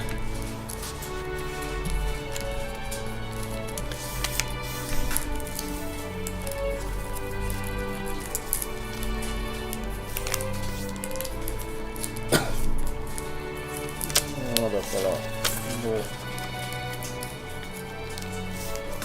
あれ開幕戦っていうのは始球式誰かやりに来るんだっけ？特別なのないかなんかベイスターズって始球式来ないよね、開幕戦って。なんか開幕2戦目とか3戦目は来るけど、開幕戦っていうのはイベントだけど選手、なんか去年のあれ良かったですよね。選手紹介あそこから出てくるやつ、俺あれ好きだけどな。いやいや飛んでもらわないと筒香にお前キャプテンなんだろうと、飛びなさいと、上から飛んでくれと、つらさい、釣りなさいと。あれはびっくりしたな。あそこまでやらせるかって。しかも試合前の選手にはもうダメよやっぱり、ね、これから試合やるっつってみんなね試合勝つことが第一だから、まずそんな試合前に体冷やすようなことねさせてほしくないのよ。いろいろ考えてねやってくれてるのは嬉しいけどね。いや、手にないと分かんないとこあるしね。そうね、なんでも今年はどんな風になるのか。これ何年前かな、筒香がキャプテンだった時に大きなボール飛んでてバットで打って青くなったやつが、あれとかはなんかすごいおしゃれだったね。あとプロジェクトマッピングで選手紹介、でもあれも時間かかるから選手体冷えちゃうんだよね。今年はどんな風に楽しませてくれるのか。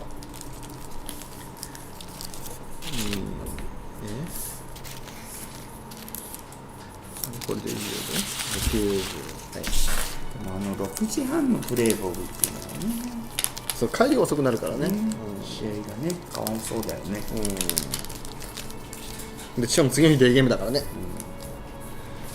見る方も早く終わればいいけど、ここからまたやったらかったで。でもあんまり早く終われって7回戦なんだ言ってくるからね。あれちょっとね7回戦はどうかと思うんだよね。違うもうスポーツになっちゃうよと思うんで、少年野球じゃないんだから、つまらん7回戦っていうのはつまんない。ピッチクロックでいいんじゃないの？まあね、あれはねどうなるかね。ピッチクロックとイニングのイベントをちょっとごめんなさい。イニング間のイベントに関してはね、整備だったりとかね、選手のねトイレとかもあるからね、一概になんか急いでっていうのもね、選手の怪我につながるんじゃないかなと思ってねまあどうなのかなと思うけど、あとはもう今年はもうDH 制なしの最後だからね、もうセ・リーグ野球というかもう本当野球本来としての最後の年だからね、もうだからもうピッチャーの応援歌なんてもう歌えなくなるわけだからね。分かんないよ。なんで DH で大谷君みたいなのがいるかもしれないそこまでだったら専用応援歌作るよ、作る。きっと応援団も。また雨の日やるよ。てかこれ、まあね、今後どんな選手がね監督になるかわからないけど、でも三浦さん以降はだってピッチャーの応援歌って作られてないでしょ。誰か作られたわけ？さっき山崎君もないんだもんね。そうね。個人の。だってまず安崎はバッター立ったことないから。東もないしね。そうなってくるとファンファーレの時とかのね応援歌作るしないんだね。作るしないでしょうね。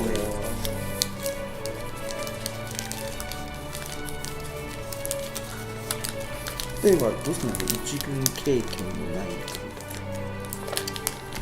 例えば監督のベイスターズはないでしょ。いやこれからまあもう IT 野球ね。まあさすがにないんじゃないかな。やっぱ知名度も一つの集客能力の一つですか。だからだってね、まあそんなこと言ったらだって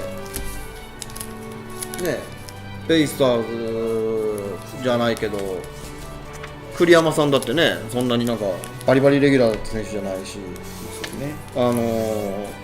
日本ハムで言ったらヒルマン監督なんてね、メジャーの選手ではそうね、メジャーの監督、メジャーの選手の監督ならどうするんだろうね。何が日本で野球経験のないメジャーからの監督。バレンタインとか。そうそうバレンタインはでもロッテにいたことがあるか。もう直でね直輸入みたいな。まあ、ヒルマン監督なんてそうだよね。作るんでしょ、したら。応援か。まあなんか作るのかもね。なしっていうわけいかないんでしょ。まあでもファンファーレだったらまた別にね。だってノーレちゃん中畑監督だってベイスターズにいなくてだから応援歌ないし。他の応援歌はないもんね。オバナ監督とかあの辺ってどうだったんだっけね。もう覚えてないね。覚えてないな。森とかね、森重とかどうだったんでしょうね。記憶がないな。てかもう覚えておきたくないな。そんなこともあったのか。そうね。いいですかね。僕はもう強いA クラスに入ってる横浜しかも知らないですから。そんなことないでしょうよ。僕も知らないですから。さあもう2時間を切ったんですね。配信まで。配信も今も配信してんだけど。あれ？なんかおかしい？あ、間違えてる。あれ？なんか。あ、そうで。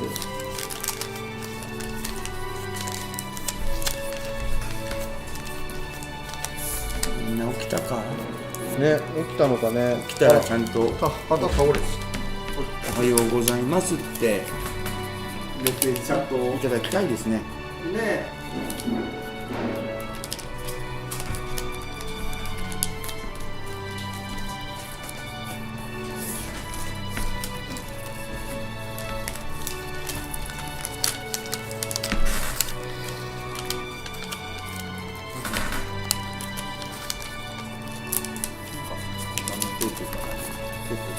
そう、養生、まあね、あんなに強いんだと。あれ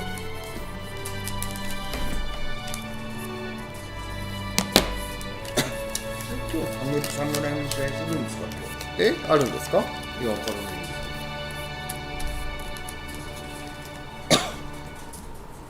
す。いや、なんか今日はないんじゃないかな。ないんですか。調べてみましょうか。侍ジャパン。侍ジャパン試合。中日とどことやるのあれ練習試合はオリックスとどこね？侍は侍ジャパンソフトバンクか。22、23、27、28ってあったね。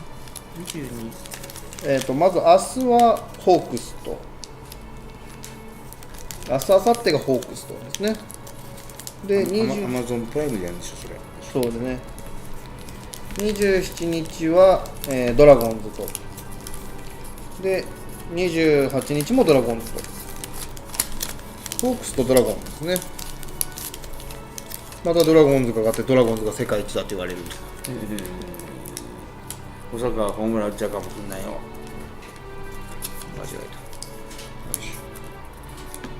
た。いやーね、細川誠也もね、移動して本当に野球できてよかったと思うんですよ。選手が今いたらなとかそんなこと言っちゃいけない。そう。よいしょ。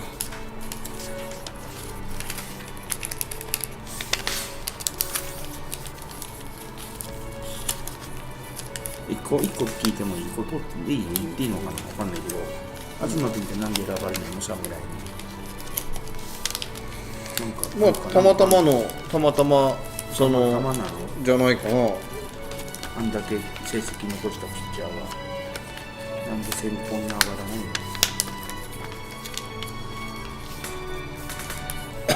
の？まあ上がってはいたんじゃないのかな。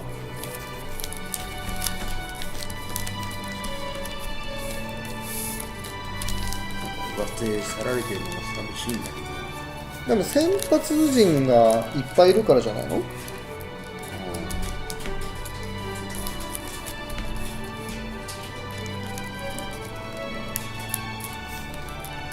今回の侍ジャパンでいくとピッチャーは先発でいくと宮城、伊藤大海、菊池雄星、山本由伸、菅野、隅田知弘、種市、高橋宏斗、北山、この辺がやっぱ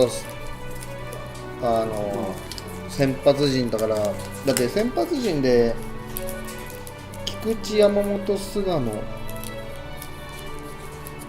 がメジャー組だからね。そこのメジャー組がいなければ、まあ、松井裕樹もメジャー組だけどいなければいたかもね、東がね。侍のいいのは来たことあるんですよ。東もないんじゃない。今永君来たの見に行った記憶あるんだけど、東君ってないのかな。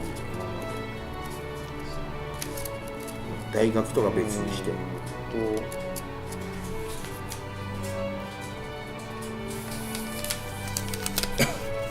ない代表歴は2017年の日米大学野球だけですね。2年連続なのにそのピッチャーが選ばれないってって思った時にあれなんかあんのかなって思う。まあベイスターズとしてはねありがたいですよ。まあね、無駄にね、だからもしかしたらそのジャパン志向じゃないのもあるかもしれないしね。まあ井端監督とか、まあ、いろんな編成の理由とは思いますよ。ちょっと寂しいなと思って、まあ、結局ねベイスターズからはね集合石上がまあサポートメンバーでね。石上君名前売れたからいいよね。売れたね。石上って選手がいるんだよ。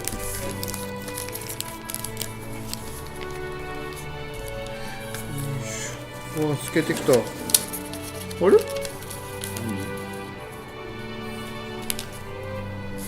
足りなくね。足りないの？怒ってない？ 2 枚まとめておったりしてない？あれ待ってこれだと2枚はまとめてはおらないでしょ。あれ2枚まとめて折れたら奇跡だろ。あれだってこれで6でしょ。9あれ1枚足りない。あれ俺入れたのかな。61さっき61数えてみて。1.2今だよ数えるから後で見るの。7、8、9、10、11、12、13、14、15、16、17、18、19、20、21、22、23、24、25、26、27、28、29、30、31、あれ 31？ 32、33、34、35、36、37、38、39、40、あれ40あるんだよ。合ってた。さすがに2枚折りやしな。びっくりした。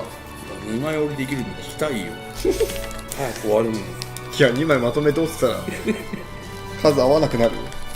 そちらどうですか？もう終わりますって。抜かしました。そりゃそうだ、2人だ。じゃあタンタンもね多少なりとも金を折ってから書いてもらいましょう。せっかくだから。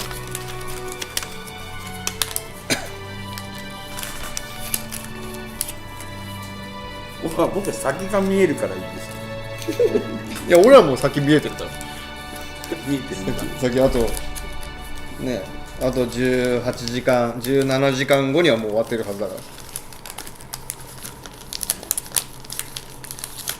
あと17時間すげえな。今うんざりした顔しましたよ向こうで。そうだよ。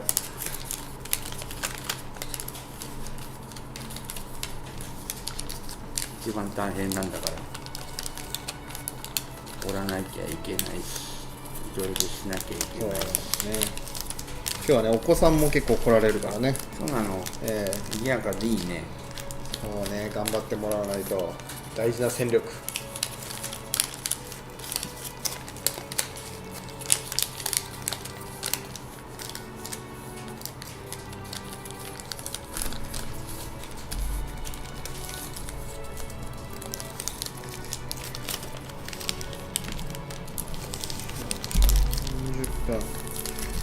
7時40分前には金26は折り終わるんじゃないかな。あと50分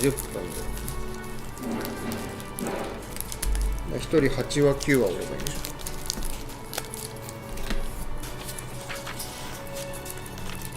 さあ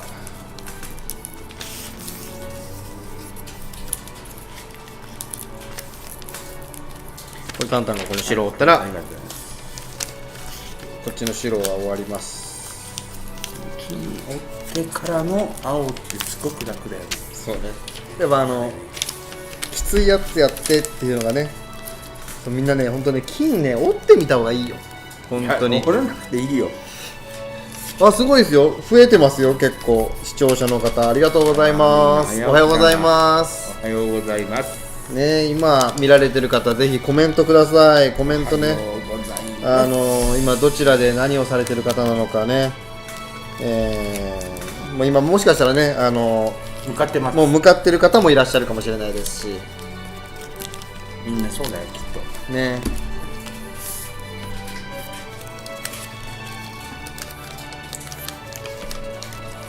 いや、こんななんかフライングでやったら来年以降もお前フライングでやっとけよって言われそうだよね。そうそうそう。みんな来るときにはみんな10話ぐらい折って終わるみたいな。やだよ、さすがにきついよ。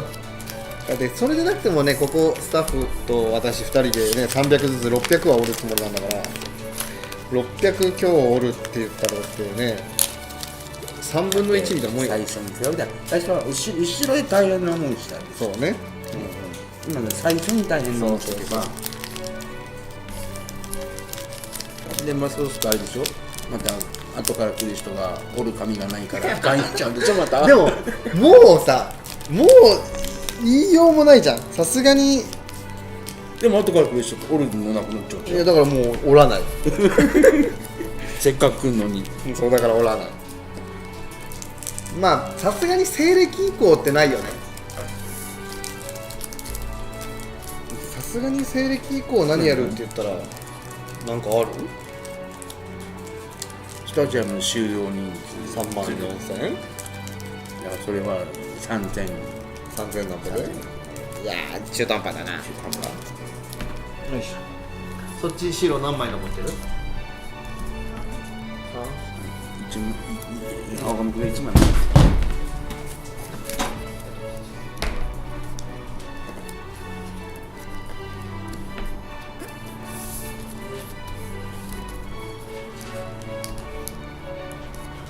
渡されましたね。はい。まあでも1000から2000になった時のみんなの顔を俺は写真撮っとけよかったもう。絶望の顔。そうみんな買いに行ってる時の買いに行ってる時の場の雰囲気。動画残ってる残ってる。いやもうね、でもね、やってよかったと俺は思ってるよ、最終的に。いやでも千羽鶴で西暦鶴っていうね、言葉の響きやっぱね。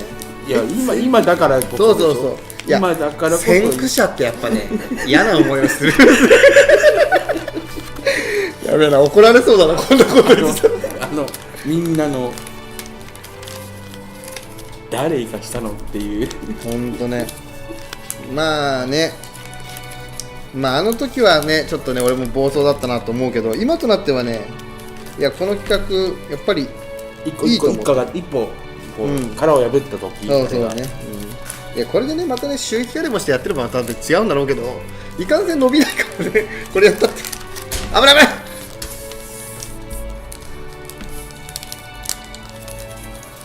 これをやってる間に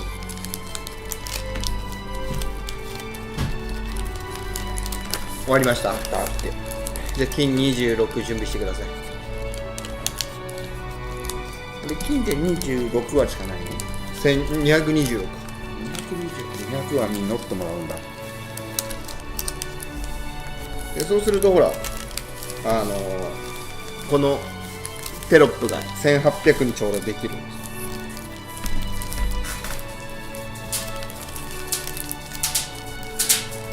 です。それぐらいでちょうど、だって1人今3人いて26だから8話9話でしょ。ちょうどいいんじゃない。でご飯食べて人来るのか分かんないよみんな朝早くなんか来れないって言うんだから。よいしょ。あ、ごめん。よ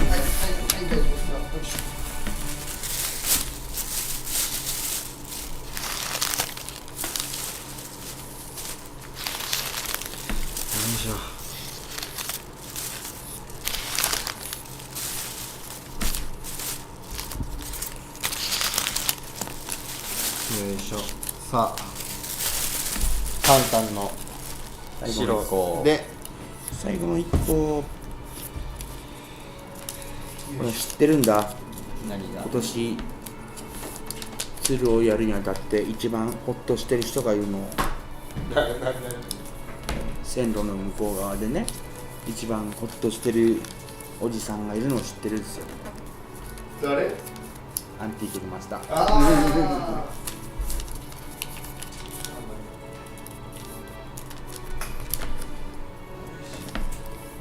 まあね、マスターはもう多分帰って寝てらっしゃる。もう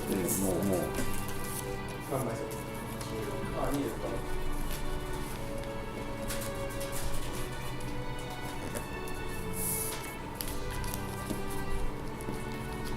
よいしょ。寂しいのと、浜野プーさんからあら、おコメント来てますよ。おはよう。アオスおはようございます。寒いですか？ちょっと話しといてね。毎日大変ですが、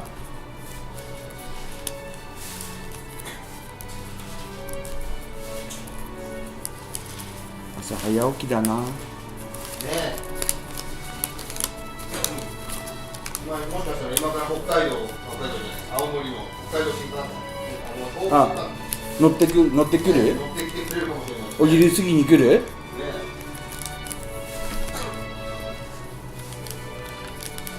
原町空港から乗ってくるかもしれないね。まあ、あって今だからね、来るのね。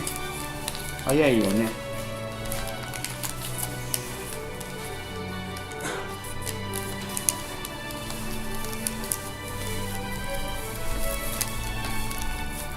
これ簡単に一番見てる。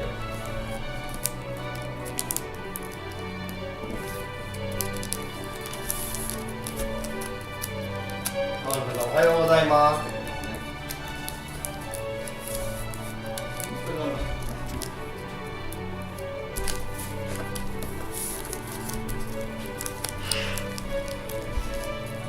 よいしょ。今年はどっかで会えると嬉しいな。ねえ。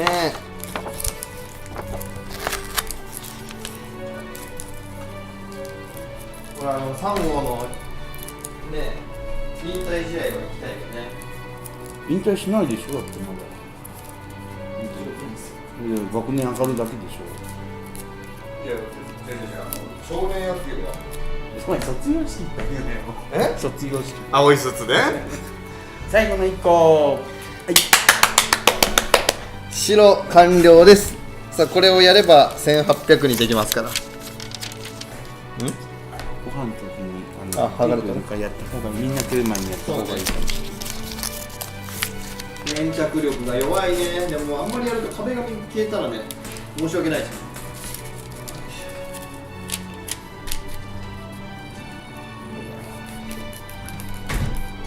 ここならラビを押してもいいかもしやっぱサプライズ言ってあげればいいんだよ。れないね。サプライズで。あ、コメント来てますね。あらあら、サンゴちゃんインフルエンザ。あら、いけないです、応援してますということで、おやっとお見舞い行きますって今から。いやいやいや、やっといてくれるだんだん下残って。やだ、ダメ無理。さあ、まさかの3号がインフルか。今流行ってますからね、ほんと皆さんお気をつけください。うわ、この金の感触思い出す。思い出す。うわお笑いが思い出す。やだねー、硬いねー。一人でもさ、金ってやり直しが効かないじゃない、あんまり。そうね、折り目ついちゃうからね。だから最初に折らしちゃダメだよね。まあそうで、本当はね、ある程度なんかこう慣れてないとね慣れて折り方がでもね、先にやっとかないとね、終わんないの。いや、嫌なんですよ。いやー、ちょっと硬い。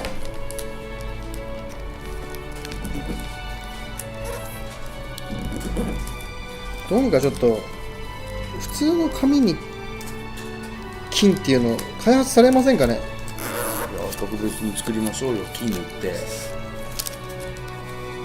金箔で金箔の、いや、金箔もう純金で純金でちょっと重いのを折れちゃうよ。1枚2万円ぐらいするやつを。これ200枚って言ったら1枚2万400万。安い。で、何これ、クマ。かわいいでしょ。かわいいね。かわいいおじさんを目指してるから今。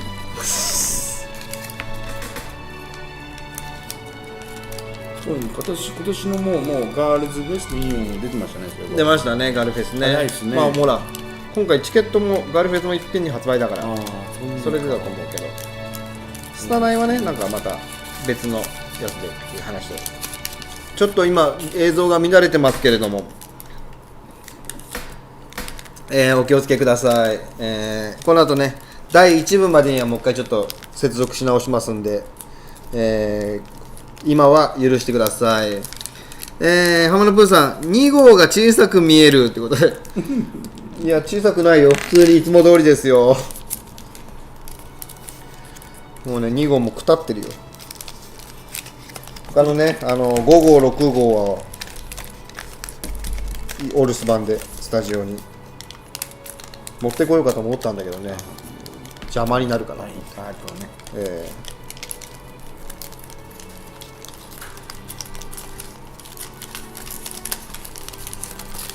うわ、金。いや、飛行機作っていいもん。え飛行機にしていい。ダメだよ。全然1話が終わんねえ。金ってほんと大変だな。よし、重たい、一個一個、ほんとに。よし、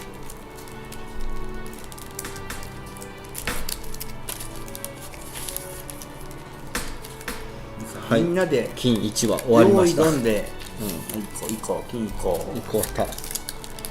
みんなで取ってる時は別に俺の金じゃないからいいやぐらい思うけど、今バレちゃうからな、俺の金だと。それで怒られちゃうからな。大丈夫大丈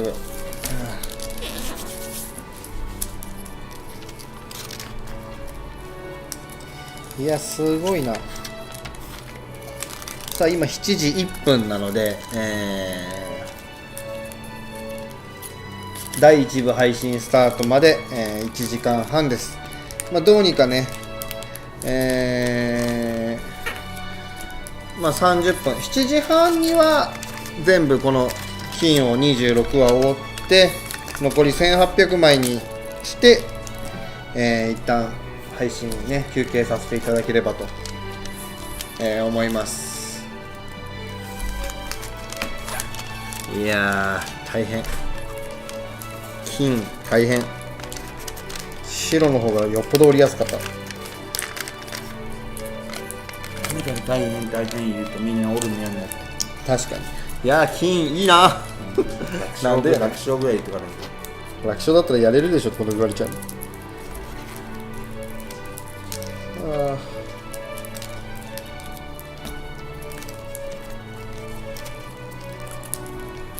さあ今ご覧になってる方ね、もし来られる方、ぜひね、これそうだよって方はね、青髪の DM まで連絡いただければと。飛び入りは OK ですか？もう飛び入りは最高です。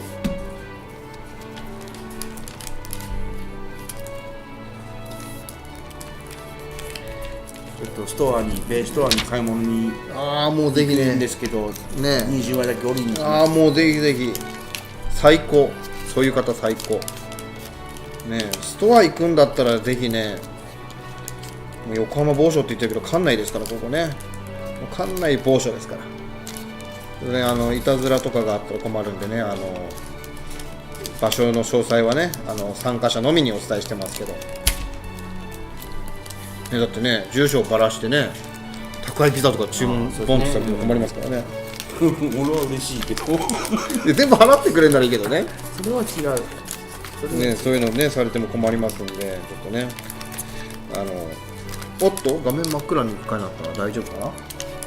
ちょっと今日はカメラの接続がね、いまいちなのかな。今これ終わり次第チェックしますんで、今はちょっとこのまま配信我慢させてください。こ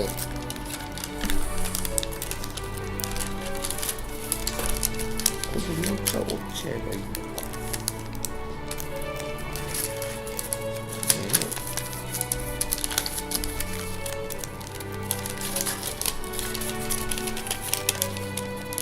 駅前のビルはいつオープンなんですか？あれはもうザ・ベースですか、うんうん、あそこ3月19日じゃないですかね。それはオープンしたらオープン戦とかは見れるんですか？見るんじゃないかな。詳しくあんまり分かってないけど、なんか3月19日オープンで、いやしてると思うけど覚えてない。大丈夫。はい。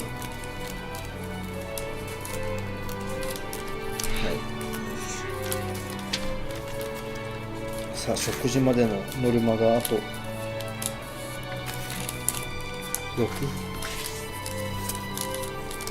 今度あそこがもうオープンしちゃうと公園の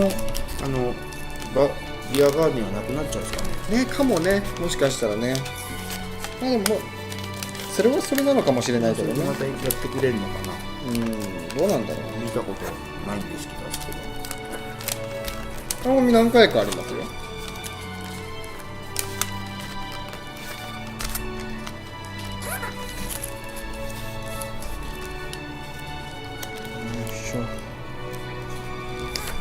一話一話に優勝への願いを込めて追っております。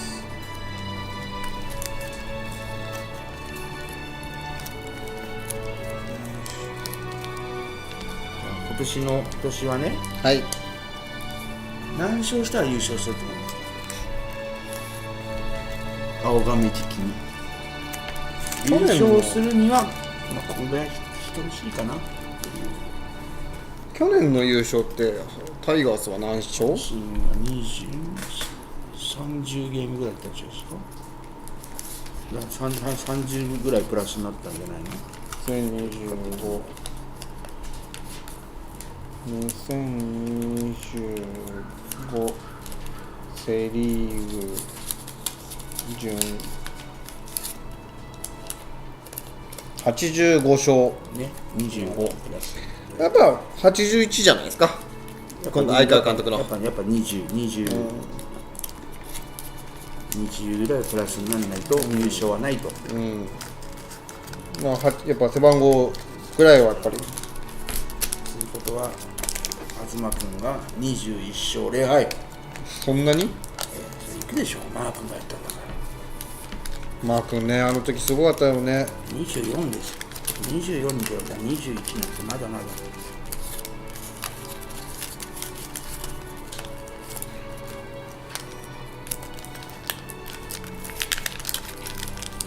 あのマー君は本当に伝説だね。伝説。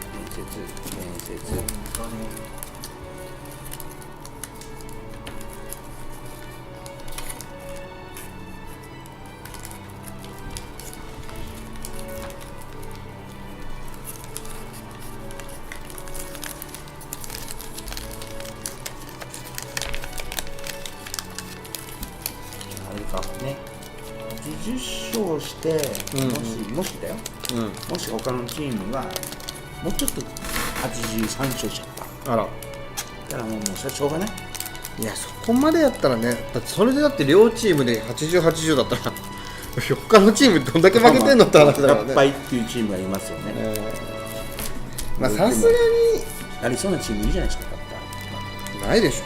ないですかね。ないでしょ。さすがにみんな各チーム頑張りますよ。頑張りますかね。切磋琢磨して監督も変わったしねえ、ドラゴンズなんてねホームランテラスもできちゃうからね。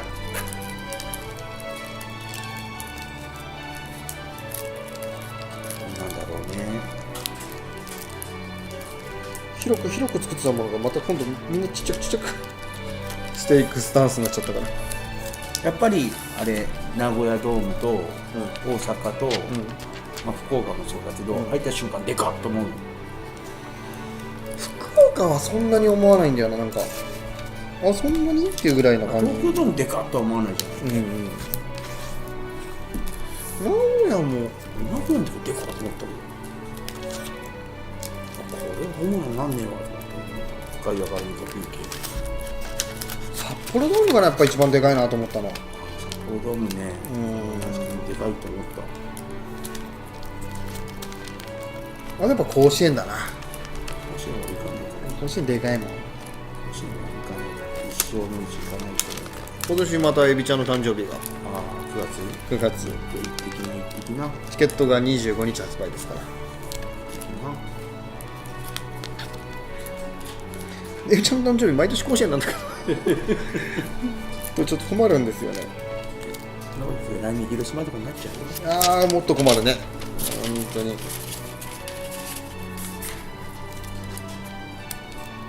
でも広島の方がね、ガチャンって言いやすいんだよね。はい、まあいい出が。行ったことない僕が言うのもなんですけど。ねえ、今年は、まあ今年も西の方はなかなか行けないかな。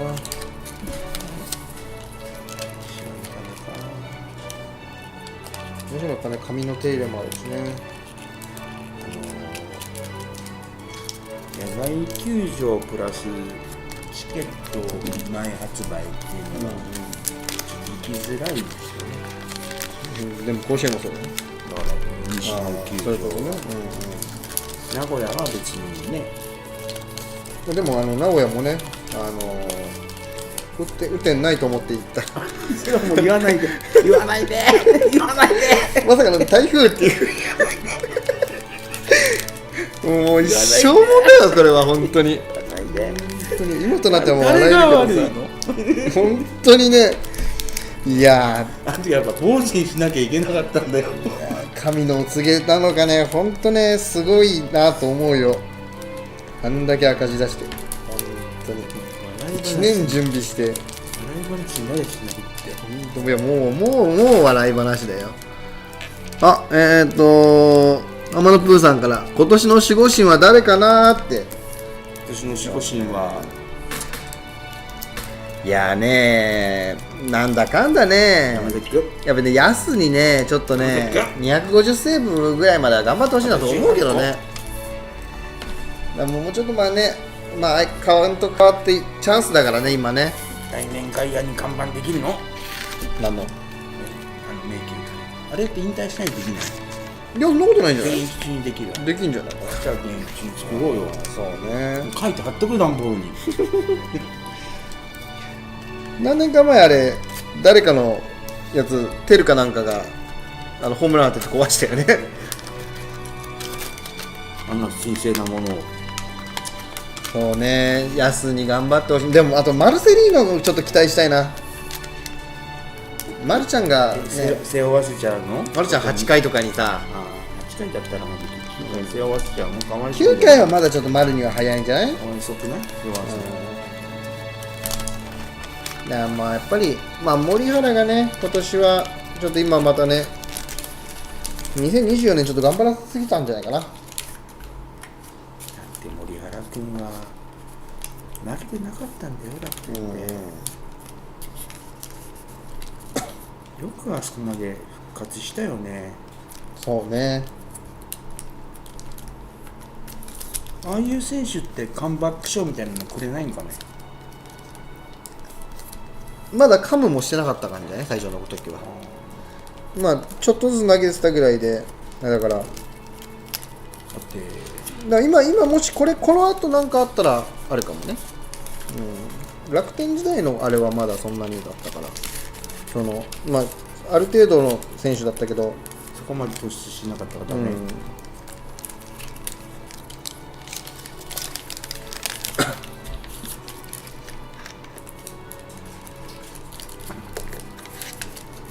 そっちのはですか。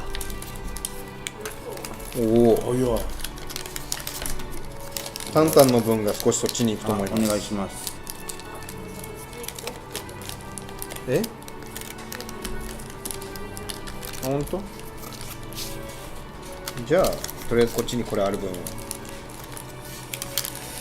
頑張って早くご飯を食べに行きましょう。お腹が空きました。果たして何人が朝から来てくれるのか。早く行ってね、早く食べに行かないとね、来ちゃったら鍵閉めていくから入れない。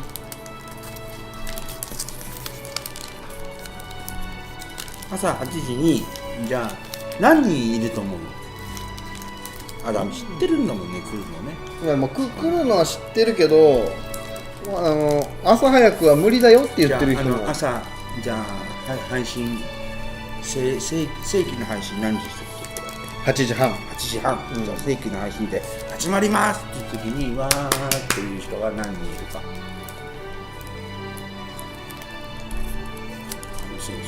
ここに3人ぐらいタンタン入れてようにまあ俺もいるか。スタートにかな。それ考えると寂しいよね。まあやっぱね、みんなね、なんて言ったってタコちゃんもさっき寝たからね。ああ、そうそう、俺ちょうど見たそれ。寝るからお昼に来るってしてた。そう、最初の頃10時に来るって書いてあったんだけど、お昼にさっき変わったんで大丈夫、だって10時に来るよ。そういう人だもん。俺知ってるもん。お、聞いてるかタコ、このタンタンの評価。あんないいやついないよ。おー、いいね。ちゃんと10時に来るよ、だから。そうね。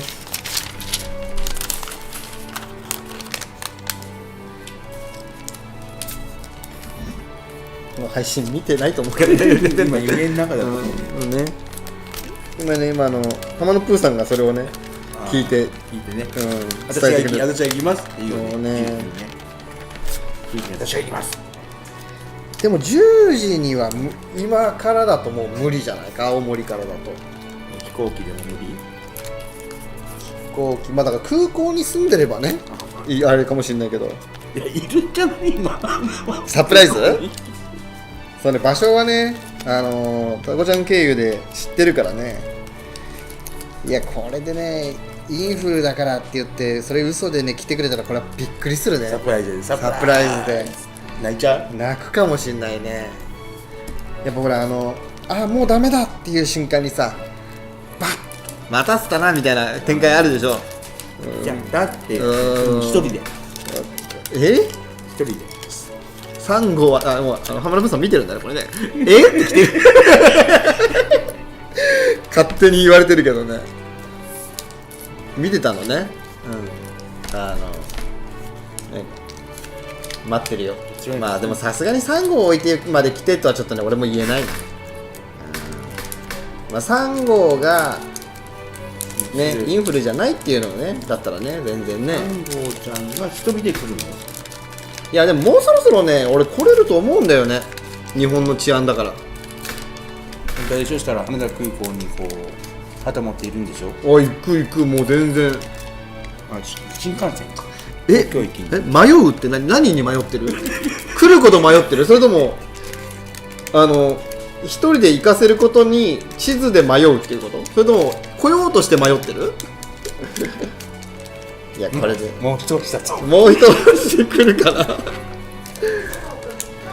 おお早い。偉いな。おはよう。なんとこの後ご飯食べに行こうかって言ってたのに、もうとうとうあーちゃんが来ましたね。おはよう。あーちゃんは寒いから入って。一気に風が入ってきたよ。靴脱いでね。じゃあ受付をしといてください。おはよう。早い。見られてるからいるのは知ってるんだね。早い。ママがね。たどり着く頃には終わってそうって言うから、大丈夫大丈夫。ビデオ通話でここ曲がってここ曲がってとか言うから、じゃあサンゴをおばあちゃんに預けてそれでね、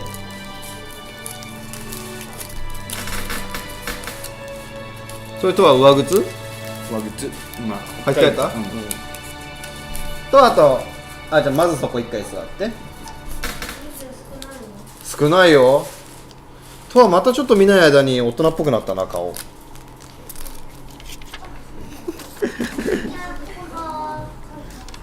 イエーイ、明けましておめでとう。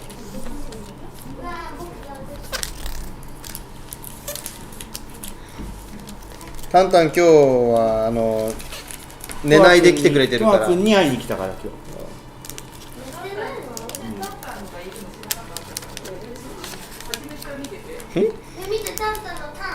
あら、本当だ。牛タンそうタンタンが今ね、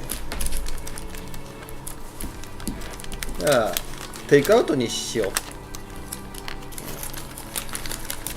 そう夜勤明け、夜のお仕事、夜の仕事、夜の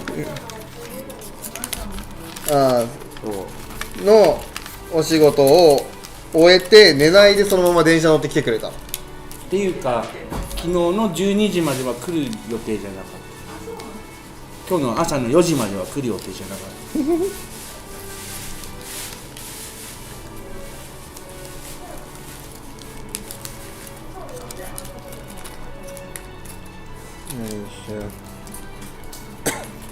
た。やばいやばい、なんか嫌になってきたぞ。頑張って、あとちょっとで1800だから。そうだよ、もう頑張ってるよ。とはまずそれ書いちゃいな。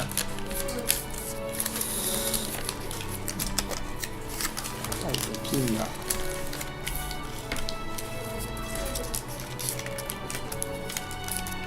よくこんな早く来たね。ほら、かっこいいお兄ちゃんじゃん。髪型がなんかさっぱりしてんな。またモテちゃうんじゃないの、トワ君。3号ちゃんがインフルエンザです。ねかわいそう。どこに？青森に？初めてのお使い？初めてのお見舞い？だって浜野プーさん、トアが一人でお見舞いに行くってよ。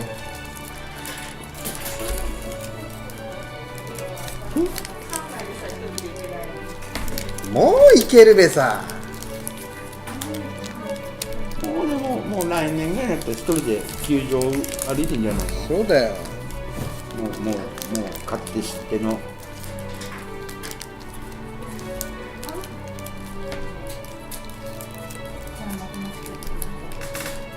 なんで？ああ、俺は最初から立ち取って。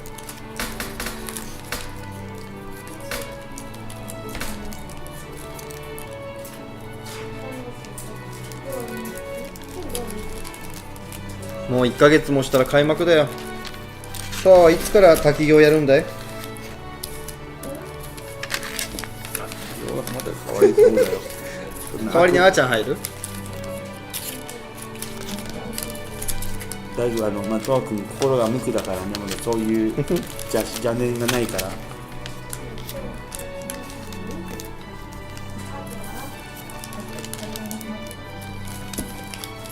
え？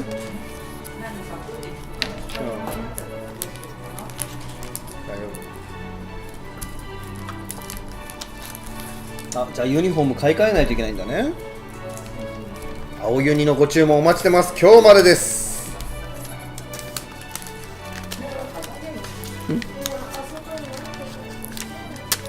あ、天野プーさんからコメント来てますね。インフル B だったよ。3号絶対喜ぶけど移してしまう。だって。まだ早い。待って。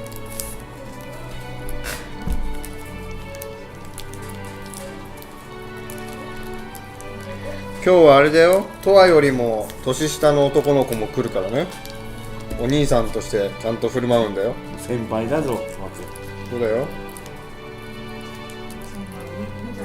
そんなことないぞ。トアだってもういい年なんだから。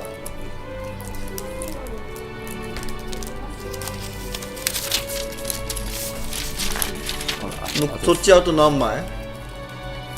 お、じゃあもういい感じ悪い？これでこれで。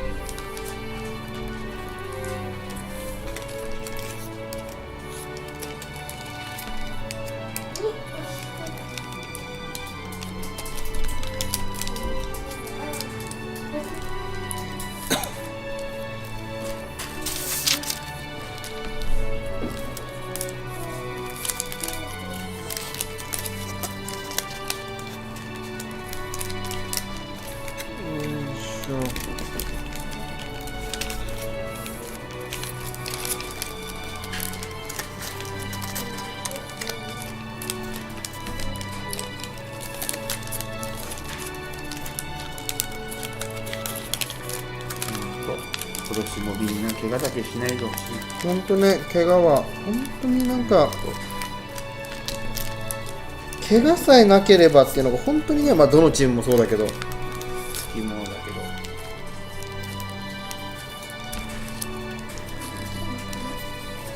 このね、やっぱ優勝ね祈願でいろいろと今はね、全神社参拝も回ってますけど、ね、選手たちの怪我なくベイスターズのね優勝日本一を願って全部の神社を巡ってますよ。よ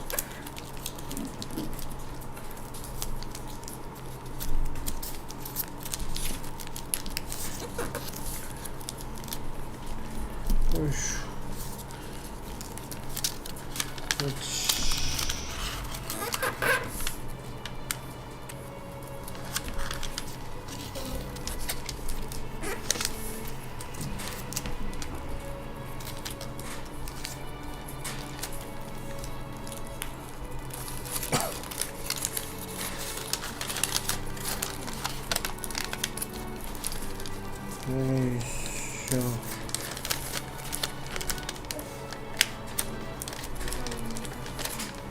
今日しーちゃんは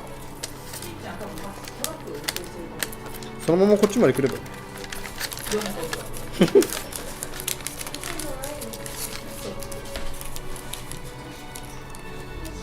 危ない。ああ、びっくりした。それちょっとあれだな、椅子2つに分けようかわからんね。誰かしらやりそう。うん、危ないわ。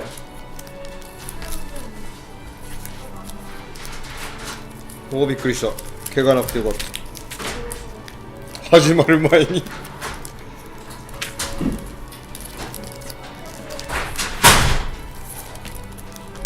ここに置くか、そこに。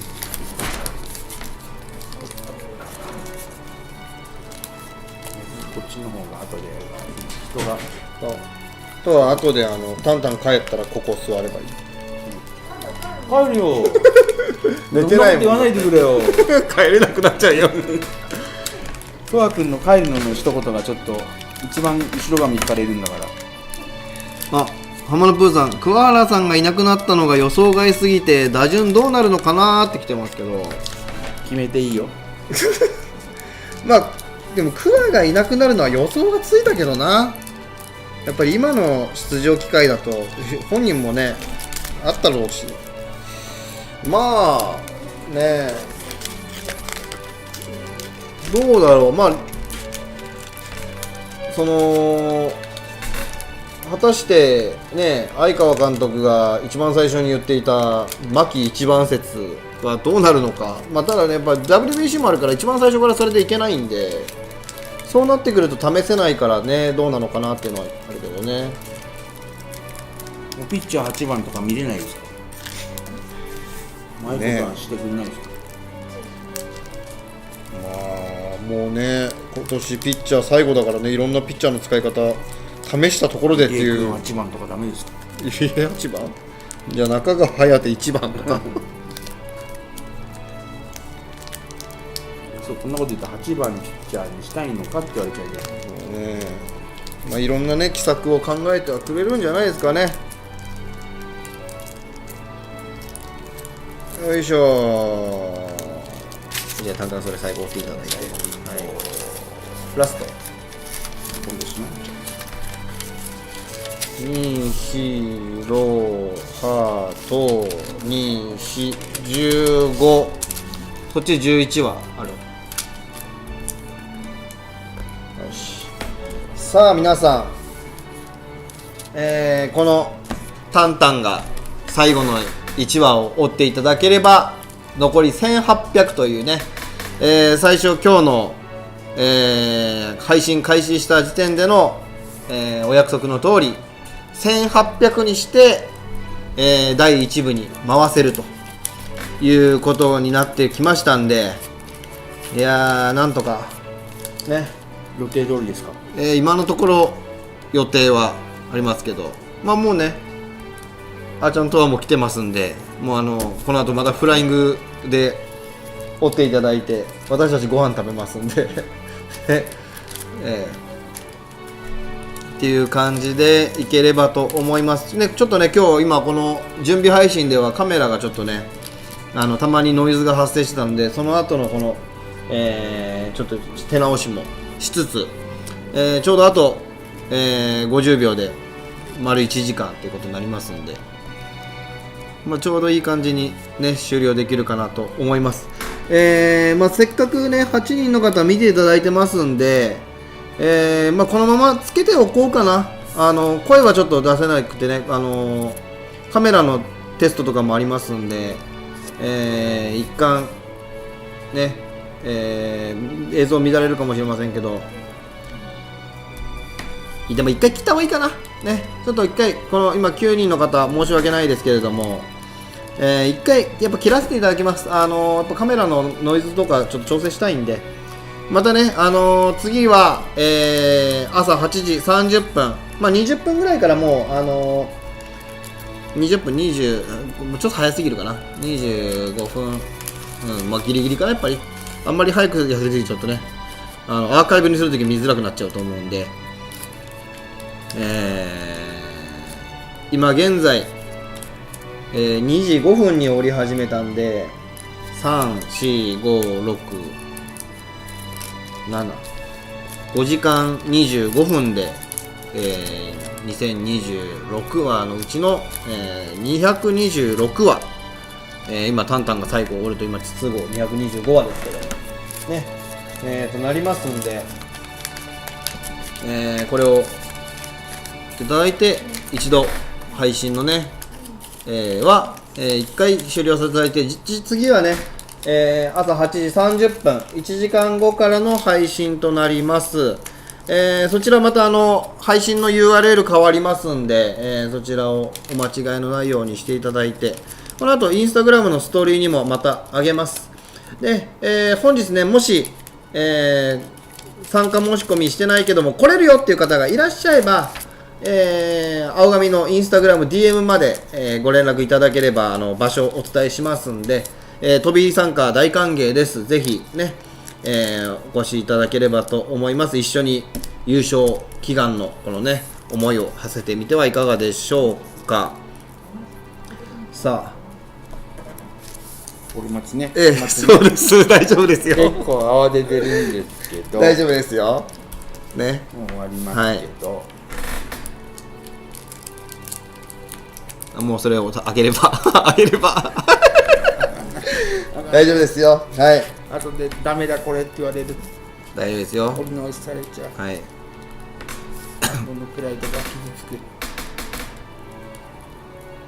はいはい、じゃあ完成ですね。完成です。はいはいじゃあね226は折り切ったので、これがテロップがこうなります。ドンと。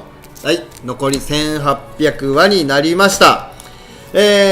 青神春の大挑戦優勝祈願西暦ズル完成するまで生配信2026スペシャル。はい、フライングでの折り始めが226話ということで1800話残りとなりました。この後朝8時30分から第1部としましてですね、また、開始していきます。